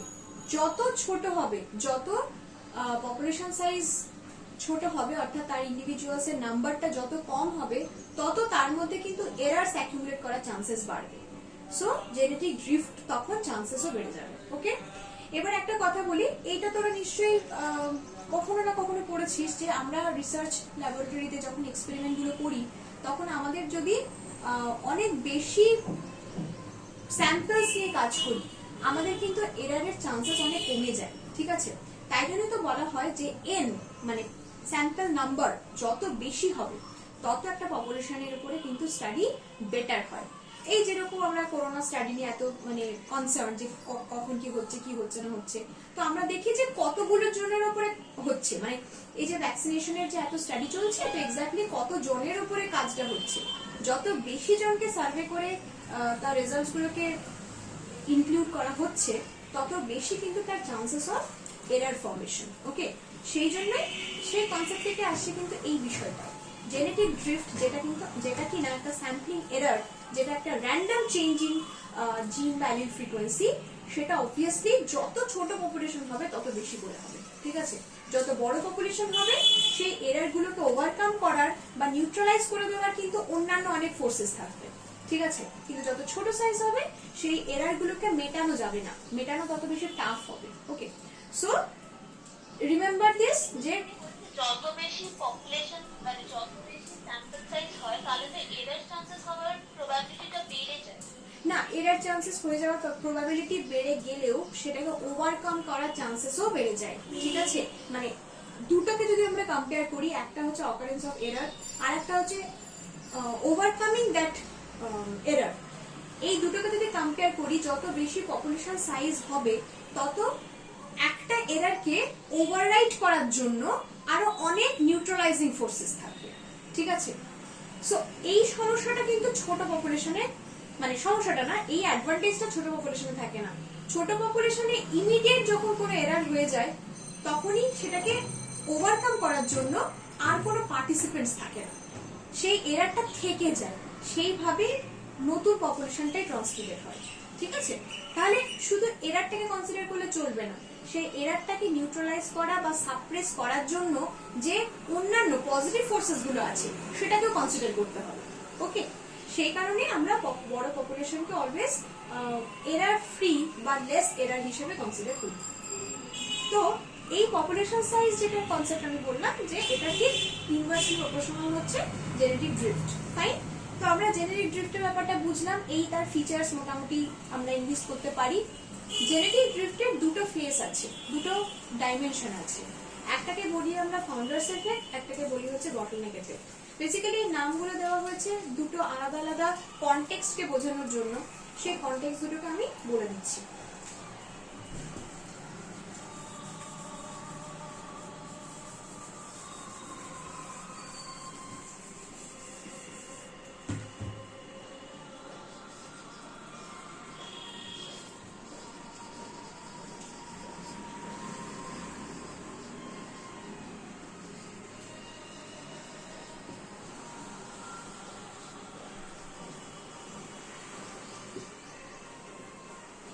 সো ফাউন্ডার এফেক্ট যে হ্যাঁ কিছু বলবে জাগৃতি?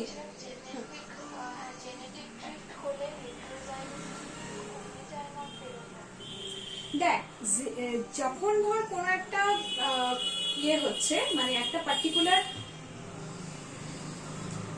একটা পপুলেশন থেকে নতুন পপুলেশন তৈরি হচ্ছে, ঠিক আছে, তাহলে বেসিক্যালি যেটা হয় এখানের ওপরে মানে এই পার্টিকুলার পপুলেশনটার ওপরে জেনেটিক ড্রিফটের প্রভাবে কিন্তু হেটেরোজাইগোসিটি কমে যাচ্ছে। ঠিক আছে, কেন জিনিসটা হচ্ছে একটা জিনিস খেয়াল কর, বিকজ হয় এটার উপর একটা কোনো সাপ্রেশন কাজ করছে, কোনো একটা নেগেটিভ ইম্প্যাক্ট, নেগেটিভ প্রেশার কাজ করছে, যেটার জন্য একটা নতুন পপুলেশনের দিকে প্রসিড করছে, কিংবা এটার উপরে কিছু portion of the population totally eliminated হয়ে যাচ্ছে।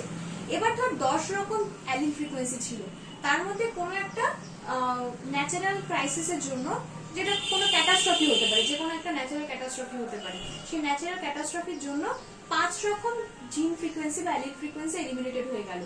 যে পড়ে থাকলো 5 রকমের জিন, বাকি 5 রকমের জিন তারা মিলে একটা নতুন পপুলেশন তৈরি করলো, সেটা কিন্তু জেনেটিক ড্রিফট, যেটাকে আমরা বটলনেক এফেক্টে পড়বো এক্ষুনি। তাহলে অবভিয়াসলি হেটেরোজাইগোসিটি কিন্তু সেক্ষেত্রে কমে গেল, ভেরিয়েশনস কমে গেল। ঠিক আছে, আবার যদি কোনো একটা পার্টিকুলার পপুলেশন থেকে একটা ছোট সাইজ পপুলেশন ওখান থেকে বেরিয়ে গিয়ে নতুন কোনো জায়গায় কলোনাইজ করে এস্টাবলিশ করলো নিজেকে, সে ছোট পপুলেশনটা যখন বেরিয়ে গেল তখন যে সেট অফ জিনকে নিয়ে বেরিয়ে গেল, সে সেট অফ জিন তো কমে গেল, তাহলে অবভিয়াসলি জেনেটিক ভেরিয়েশন কমে গেল সেক্ষেত্রে, তার মানে হেটেরোজাইগোসিটিও কমে গেল। সো হেন্স জেনেটিক ড্রিফট কিন্তু হেটেরোজাইগোসিটি বল বা ভেরিয়েশন বল সেটাকে কমিয়ে দেয়। ওকে, কিন্তু যেহেতু ট্রানজিশন হচ্ছে, মডিফিকেশন হচ্ছে, তাই জন্য এটাকে আমরা ইভলিউশন বলবো, because evolution does not always mean increase of heterozygosity. ঠিক আছে, সো ঠিক আছে, মানে এটা বুঝেছিস কিনা আমাকে বল, বা ফার্দার কিছু কোশ্চেন থাকলে এখান থেকে বল জাগৃতি।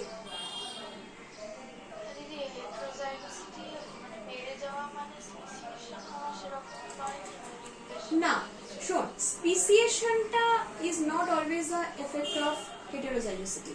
স্পিসিয়েশন মানে একটা মাদার পপুলেশন থেকে কিছু নিউ সেট অফ জিনস নিয়ে একটা নতুন পপুলেশন তৈরি করা। সেই নিউ সেট অফ জিনস যখন নিয়ে বেরোচ্ছে তখন সে তো পুরনো সেট থেকেই নিয়ে বেরোচ্ছে, তাই পুরনো যে সেটটা তার থেকে তো জিন ভেরিয়েশন কমে গেল, কারণ সেই সেট অফ জিনস থেকে কিছুটা নিয়ে এসে বেরিয়ে গেল। স্পিসিয়েশন মানে নতুন একটা স্পিসিস তৈরি হওয়া। ঠিক আছে, সেটা কিভাবে হচ্ছে, সেটা তার একটা উপায় হচ্ছে genetic drift. Okay, so always it does not mean যে হেটেরোজাইগোসিটি হলেই হেটেরোজাইগোসিটি হলেই যে নতুন স্পিসিস তৈরি হবে এমন নয়। পুরনো যখন পপুলেশন থেকে কিছু জিন নিয়ে বেরিয়ে যাচ্ছে, নতুন স্পিসিস তৈরি হচ্ছে, বিকজ নতুন সেট অফ জিনস, তাই জন্য নতুন স্পিসিস। সেটাকে কিন্তু আমরা হেটেরোজাইগোসিটি বলবো না, রাদার হেটেরোজাইগোসিটি কমে যাচ্ছে জেনেটিক ড্রিফটের ক্ষেত্রে। ঠিক আছে,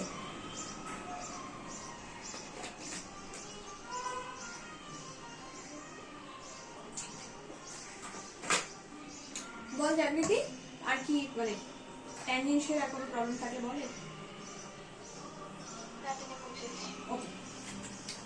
সো আমি অলরেডি খানিকটা হিন্ট দিলাম, তবু আমি আরেকবার ভালো করে অর্গানাইজ ওয়েতে বলছি। তাহলে জেনেটিক ড্রিফট যখন হচ্ছে, তাহলে আরেকটা ভালো বিষয় আমরা বুঝলাম যে it's a very good point that she raised, যে হেটারোজাইগোসিটি বা ভেরিয়েশনে কি হচ্ছে। তো আমরা যদি এই দুটো এক্সপ্লেন করি, তাহলে ওর উত্তরটা কিন্তু আরো ক্লিয়ারলি আমরা পেয়ে যাবো। ঠিক আছে, সো চট করে এটা আমরা একটু বুঝে নিই। ওকে, সো ফাউন্ডার এফেক্ট মানে হচ্ছে একটা প্যারেন্ট পপুলেশন আছে,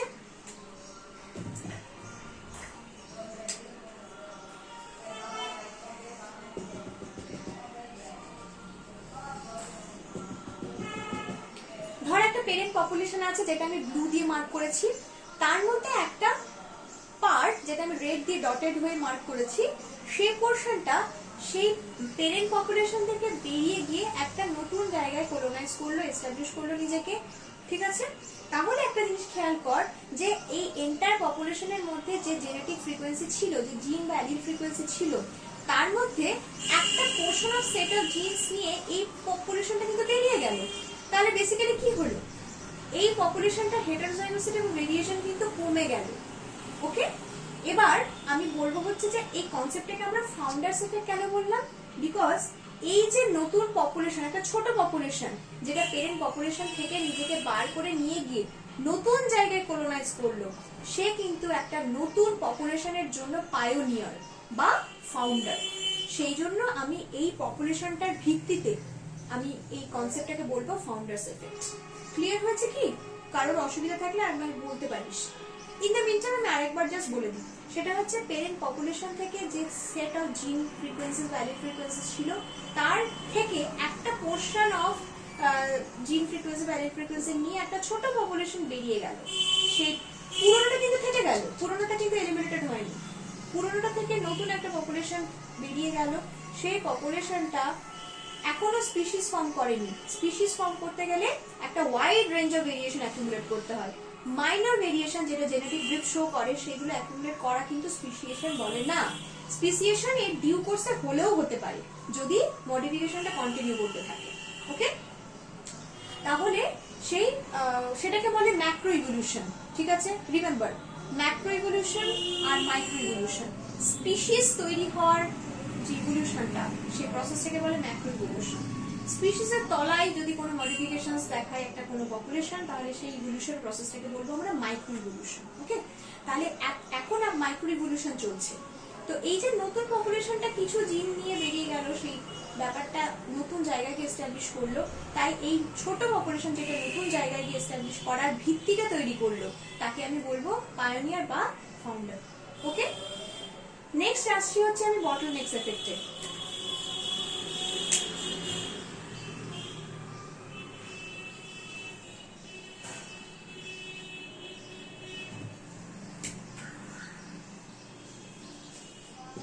দিদি, তার মানে যে পপুলেশন তোমার বেরিয়ে গেল, সেটা কি ম্যাক্রো ইভলিউশন? না, সেটাও একটা নতুন পপুলেশনের ভিত তো তৈরি করলো, but it's not yet a new species. But মানে ওটা এখনো মাইক্রো ইভলিউশন আন্ডারগো করে যাচ্ছে। বাট ওই পপুলেশনের মধ্যে অনেক বেশি চান্স যে মিউটেশনস গুলো বা ভেরিয়েশনস গুলো আস্তে আস্তে অ্যাকুমুলেট করতে থাকবে। টু দ্যাট এক্সটেন্ট যদি সেটা অ্যাকুমুলেট করতে থাকে যে একটা নতুন স্পিসিস তৈরি করে ফেলবো, তখন আমরা সেটাকে ম্যাক্রো ইভলিউশন বলবো। বাট আনটিল এন্ড আনলেস হ্যাঁ সেটা স্পিসিস ফর্ম করেনি, ততক্ষণ পর্যন্ত আমি বলবো আন্ডারগোয়িং মাইক্রো ইভলিউশন। ঠিক আছে, আচ্ছা, নেক্সট কামস হচ্ছে বটলনেকস এফেক্ট।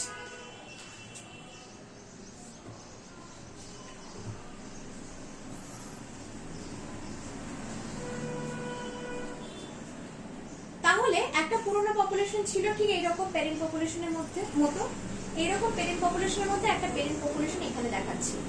ফাউন্ডার্স এফেক্টে কি হয়, একটা পোর্শন অফ দ্য পপুলেশন বেরিয়ে যায়, ঠিক আছে, নতুন জায়গায় গিয়ে নিজেকে এস্টাবলিশ করে। বটলনেকস এফেক্টে কি হয়, একটা প্যারেন্ট পপুলেশনের উপরে এট সাম পয়েন্ট অফ টাইম একটা ক্যাটাস্ট্রফি যদি দেখা দেয় কোনো একটা সিলেক্টিভ প্রেশার বা ক্যাটাস্ট্রফি যদি দেখা দেয়, তাহলে কি হয়, মেজর জিন সেট এলিমিনেটেড হয়ে যায়। ঠিক আছে, ফর এক্সাম্পল ধরে নি একটা কোনো হ্যাবিটেটে সুনামি হলো, তাহলে কি হবে, প্রচুর অর্গানিজমস মরে যাবে। ঠিক আছে, একটা পপুলেশনের কথা, ধর আমি মোলাস পপুলেশনের কথা ভাবছি সেই এরিয়ার, তাহলে মোলাস পপুলেশনের মধ্যে যারা মরে গেল তাদের যে জিন ভেরিয়েন্টস গুলো ছিল সেগুলোকে নিয়েই ওরা এলিমিনেটেড হয়ে গেল। যারা বেঁচে থাকলো তারাই কিন্তু একমাত্র সার্ভাইভ করছে। ঠিক আছে, সেই ক্ষেত্রে কিন্তু পুরনো পপুলেশনটা আর থাকবে না। এই ক্ষেত্রে যেমন দুটোই কোএক্সিস্ট করবে, পেরেন্ট পপুলেশনের বাকিটা আর নতুন পপুলেশন। এই ক্ষেত্রে কিন্তু পুরনো পপুলেশন যেটাকে এলিমিনেটেড হয়ে গেল কমপ্লিটলি, যারা পড়ে থাকলো শুধু তারাই নতুন পপুলেশনটা তৈরি করার ক্ষমতা রাখলো, সেইটাকে আমরা বলবো বটলনেক এফেক্ট। বটলনেক কেন? কারণ বোতলের মুখটা দেখবে সরু হয়ে যায়, এই সরু যে জায়গাটা সেটা মানে রিপ্রেজেন্ট করতে চাইছে কোনো সিলেক্টিভ প্রেসার বা ক্যাটাস্ট্রফিকে। ঠিক আছে, তো এই সিলেক্টিভ প্রেসার বা ক্যাটাস্ট্রফির জন্য পুরনো পপুলেশনের মেজরিটি হয়তো সার্ভাইভ করতে পারলো না, এলিমিনেটেড হয়ে গেল। যেটুকু বেঁচে রইলো, যে ভেরিয়েশনটুকু বেঁচে রইলো, সেই জিন ভেরিয়েশনস বা জিন ফ্রিকোয়েন্সি, অ্যালিল ফ্রিকোয়েন্সি নিয়ে এই ছোট পপুলেশনটা হচ্ছে এখন আমার নতুন পপুলেশন। তাহলে এটা একটা র্যান্ডম চেঞ্জেস, কোনটা সিলেক্টেড হবে কোনটা এলিমিনেটেড হবে এটা কিন্তু প্রেডিক্টেড নয়। তাই জন্য এটা কিন্তু জেনেটিক ড্রিফটের আরেকটা ফিচার, এটা লিখে নিতে পারিস যখন ফিচার লিখেছিস, যে চেঞ্জেস আর আনপ্রেডিক্টেবল। ঠিক আছে, no changes during genetic drift can be predicted. Which gene will be selected, which gene will be eliminated can never be predicted because it's random. ঠিক আছে, সো তাহলে এই জিনিসটা কি হলো, নতুন যে সেটটা রয়ে গেল সেটা হচ্ছে একটা নতুন পপুলেশন, যেটাকে আমি বলি হচ্ছে মানে আমরা বলি হচ্ছে effect of genetic drift, specifically bottlenecks effect. Okay, তাহলে একটা জিনিস খেয়াল করে, যেটা জাগৃতি জিজ্ঞেস করেছিল যে আমরা যদি এই দুটো ব্যাপার এতক্ষণে যে বুঝলাম, তাহলে দুটোর ক্ষেত্রে ভেরিয়েশন কমছে না বাড়ছে? অবভিয়াসলি কমছে, বিকজ এই ক্ষেত্রে একটা সেট অফ জিনস বেরিয়ে যাচ্ছে, তাহলে এর ক্ষেত্রেও জিন সেট কমে যাচ্ছে, আর ওর ক্ষেত্রে তো কম নিয়েই যাচ্ছে, অতএব রিলেটিভলি কম হবে। এর ক্ষেত্রে যেটা ইনিশিয়ালি জিন সেট ছিল তার থেকে মেজরিটিটাই এলিমিনেটেড হয়ে একটা ছোট সেট নিয়ে সার্ভাইভ করে থেকে যাচ্ছে, সেটা পরবর্তীকালে এক্সপ্যান্ড করবে, বাট ইনিশিয়ালি ভেরিয়েশনটা কিন্তু কমে যাচ্ছে, হেটারোজাইগোসিটি কমে যাচ্ছে। ওকে, সো এইখানে আমার হচ্ছে জেনেটিক ড্রিফটের ব্যাপারটা শেষ হলো। আর এই ক্ষেত্রে আমি আবার রিপিট করে রাখি যে এই দুটো জায়গা থেকে কিন্তু কোয়েশ্চেন্স ভীষণ প্রিয় এক্সামিনারদের, ভীষণ প্রিয়। কনসেপ্ট ক্লিয়ার থাকলে এই জায়গাগুলো থেকে প্রশ্ন কোনো রকম ভাবে ভুল হবে না, আমি এইটুকু গ্যারান্টি দিচ্ছি। তাই জন্য আমি অনেকটা সময় নিয়ে দুটো ছবি এঁকে বোঝালাম যাতে ভিজুয়াল ইম্প্যাক্টটা তৈরি হয়। ঠিক আছে, সো তোরাও এই রাফ স্কেচগুলো একটু কষ্ট করে যদি খাতায় করে নিস, আমার মনে হয় তোদের টিচিং এড, এগুলো তো একটা টিচিং এড, তো এইগুলো কিন্তু তোদের জন্য অনেকটা বেশি হেল্পফুল হবে পরে যখন আবার রিভাইজ করবি। সো এগুলো একদম সিম্পলিফাইড ডায়াগ্রাম, যেগুলো আহামরি করে বলার কিছু নেই, কিন্তু বোঝার জন্য খুব সুবিধা। তার জন্য ওই হাইফাই ডায়াগ্রাম গুলো কিন্তু আবার ক্রিটিক্যাল হয়ে যায়, রাইট? এই জন্য আমি একটু সাদা সিধা ভাবে আঁকার চেষ্টা করি, যেগুলো বুঝতে খুব সুবিধা। সো এগুলো তোরা তোদের সুবিধার্থে জাস্ট রাফ স্কেচ করে লিখে রাখিস। এই কনসেপ্ট গুলো যদি ক্লিয়ার থাকে, এই জাতীয় প্রশ্নগুলো কোনো ব্যাপারই না সলভ করা। ওকে,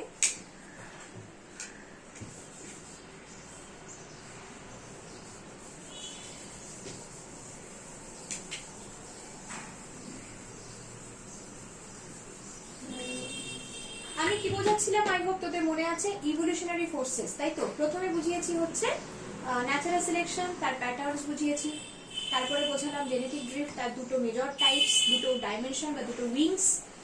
থার্ড হচ্ছে মিউটেশন। মিউটেশনের ব্যাপারে আমি বেশি কিছু বলবো না, বিকজ এটা জেনেটিক্স এর পার্ট নয়। মিউটেশনটাকে আমি জাস্ট ইন্ট্রোডিউস করব এবং তারপরে আমি ইভলিউশনারি ফোর্সটা এখানে শেষ করে দেবো। ঠিক আছে,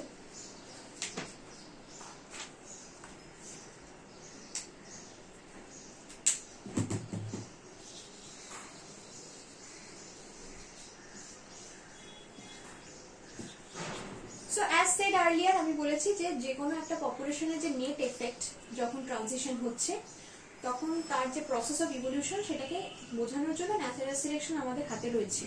কিন্তু আমরা যদি জেনেটিক লেভেলে নেমে আসি, যে একটা পপুলেশনের মধ্যে ইন্ডিভিজুয়ালের মধ্যে ডিএনএর মধ্যে জিন, সেই জিনটার মডিফিকেশন কি করে হচ্ছে, সেই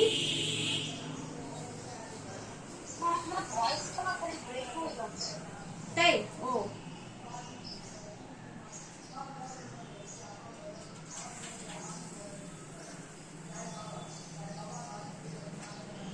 হ্যালো হ্যালো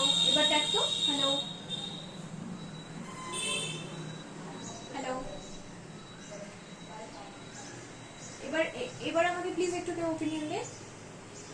হ্যালো। ও, আমি মোবাইল ইন্টারনেটে শিফট করলাম।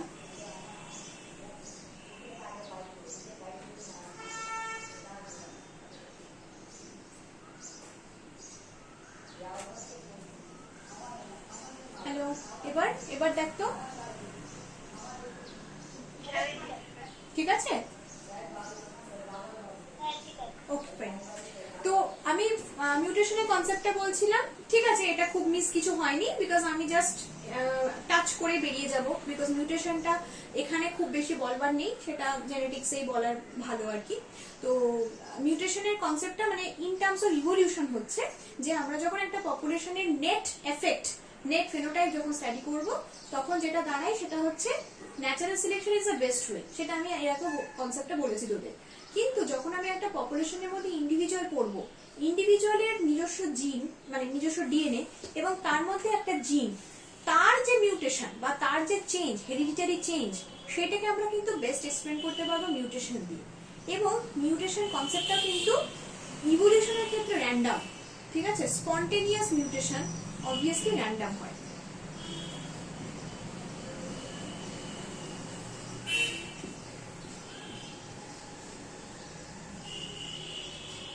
Okay, so it is spontaneous and obviously it is random in nature. Okay, তো এর বেশি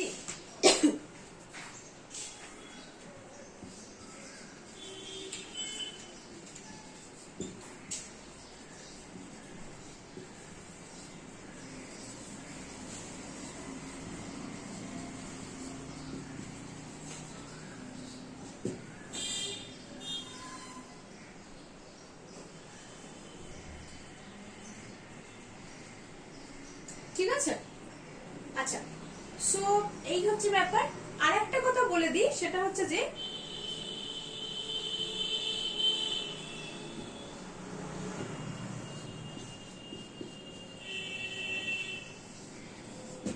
মিউটেশনস দু রকম হতে পারে, একটা হচ্ছে বেনিফিশিয়াল, একটা হচ্ছে হার্মফুল। যে মিউটেশন গুলো বেনিফিশিয়াল সেগুলো পার্টিকুলার যে জিনটার জন্য আর কি মিউটেশন কজ করছে, সেই মিউটেশন মানে মিউটেটেড জিনটা will have a positive effect and will be kept, will be selected by nature. But যে পার্টিকুলার জিন তার মিউটেশনটা হার্মফুল, সেই পার্টিকুলার জিনটা will be in due course be eliminated by nature. ঠিক আছে? কিভাবে হয় এটা অনেক সময় আমি একটা জাস্ট একটা এক্সাম্পল দিই, কনসেপ্টটা তোদের বলি যে পার্টিকুলার ধর যে মিউটেশন গুলোর জন্য একটা মেজর ডিজিজ কজ করে হিউম্যান বিংস এর মধ্যে, সেই ডিজিজ গুলো কিন্তু ফেটাল হয়, তাই না? তাহলে পার্টিকুলার কোন একটা জেনেটিক মিউটেশনের জন্য একটা ডিজিজ কজ করছে, তাই জন্য তার সেই ইন্ডিভিজুয়ালটা মারা যাচ্ছে। মারা যাচ্ছে মানে কি, যে যে ইন্ডিভিজুয়ালটার মধ্যে এই হার্মফুল মিউটেশনটা রয়েছে তাকে নেচার এলিমিনেট করে দিল। মানে ডেথ মানে হচ্ছে এলিমিনেশন ফ্রম দ্য সোসাইটি, মানে elimination from the nature, right? So এইরকম ভাবে কিন্তু ফেটাল যে ইয়েগুলো হয় মিউটেশন বা ধর টক্সিক বা হার্মফুল মিউটেশন গুলো হয়, সেগুলো কিন্তু in due course nature eliminate করে দেয়। Beneficial mutations are being selected and kept. তো মোটামুটি মিউটেশনের ব্যাপারে এর বেশি আমার বলার এক্ষুনি আর দরকার পড়বে না, প্রয়োজন নেই এই ক্ষেত্রে, এই কনটেক্সটে।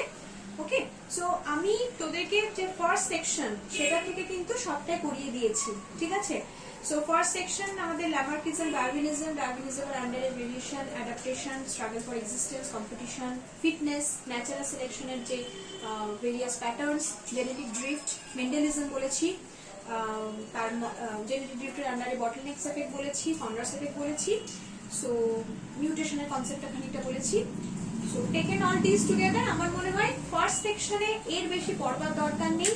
তোরা নিশ্চয়ই রানিং নোটস নিয়েছিস, আমি ডে 1 থেকে তোদের বলেছি আমার পড়ানোর ধরনটা একটু ক্লাসিক্যাল ট্র্যাডিশনাল টাইপের, তাই জন্যই তোদের রানিং কিছু নোটস নিলে অনেক বেশি সুবিধা হবে আমার মনে হয়। বিকজ আমি এত কিছু মুখে এখন বলছি তো, আর বোর্ডে পড়াচ্ছি, তারপরে বুঝে দিচ্ছি, তোরা রিটেন করতে পারবি না শুধু কানে শুনে। তাই মানে কিছু রানিং নোটস নিলে আমার মনে হয় অনেক বেশি বেনিফিশিয়াল হবে পুরো ব্যাপারটা। ওকে, সো এই প্র্যাকটিসটা কন্টিনিউ কর। যারা নতুন তাদের 2-3 জন বোধহয় নতুন আছে, আমি কথাগুলো আগে যখন বলেছিলাম সেই সাপেক্ষে, তাই আমি আবারও বলছি আমার ক্লাসগুলো এই বোর্ড ওয়ার্কস এবং মানে ভার্বাল লেকচার এই হিসেবেই হয়। Doubt clearance all throughout the week তোরা করতে পারিস। একটা ডাউট ক্লিয়ারেন্স গ্রুপ রয়েছে। কিছু শোনা যাচ্ছে না, ভয়েস পুরো ব্রেক করে যাচ্ছে। ওহো, আচ্ছা। এটা শোনা যাচ্ছে।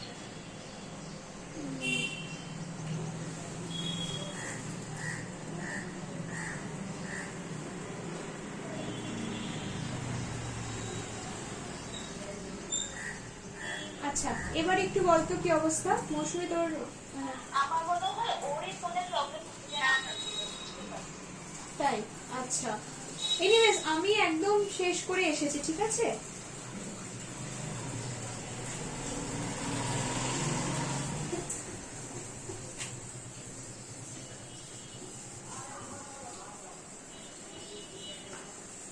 ওকে, ভয়েস ব্রেক করে যাচ্ছে, একটা ওয়ান শুনতে পারো। ওকে।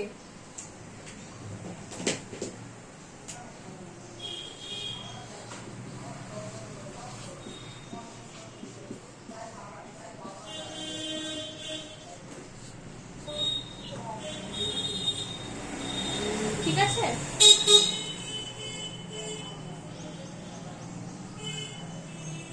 সো আমি আর ফার্দার কিছু বলছি না, কারণ কারোর হয়তো প্রবলেম হচ্ছে ইন্টারনেটে।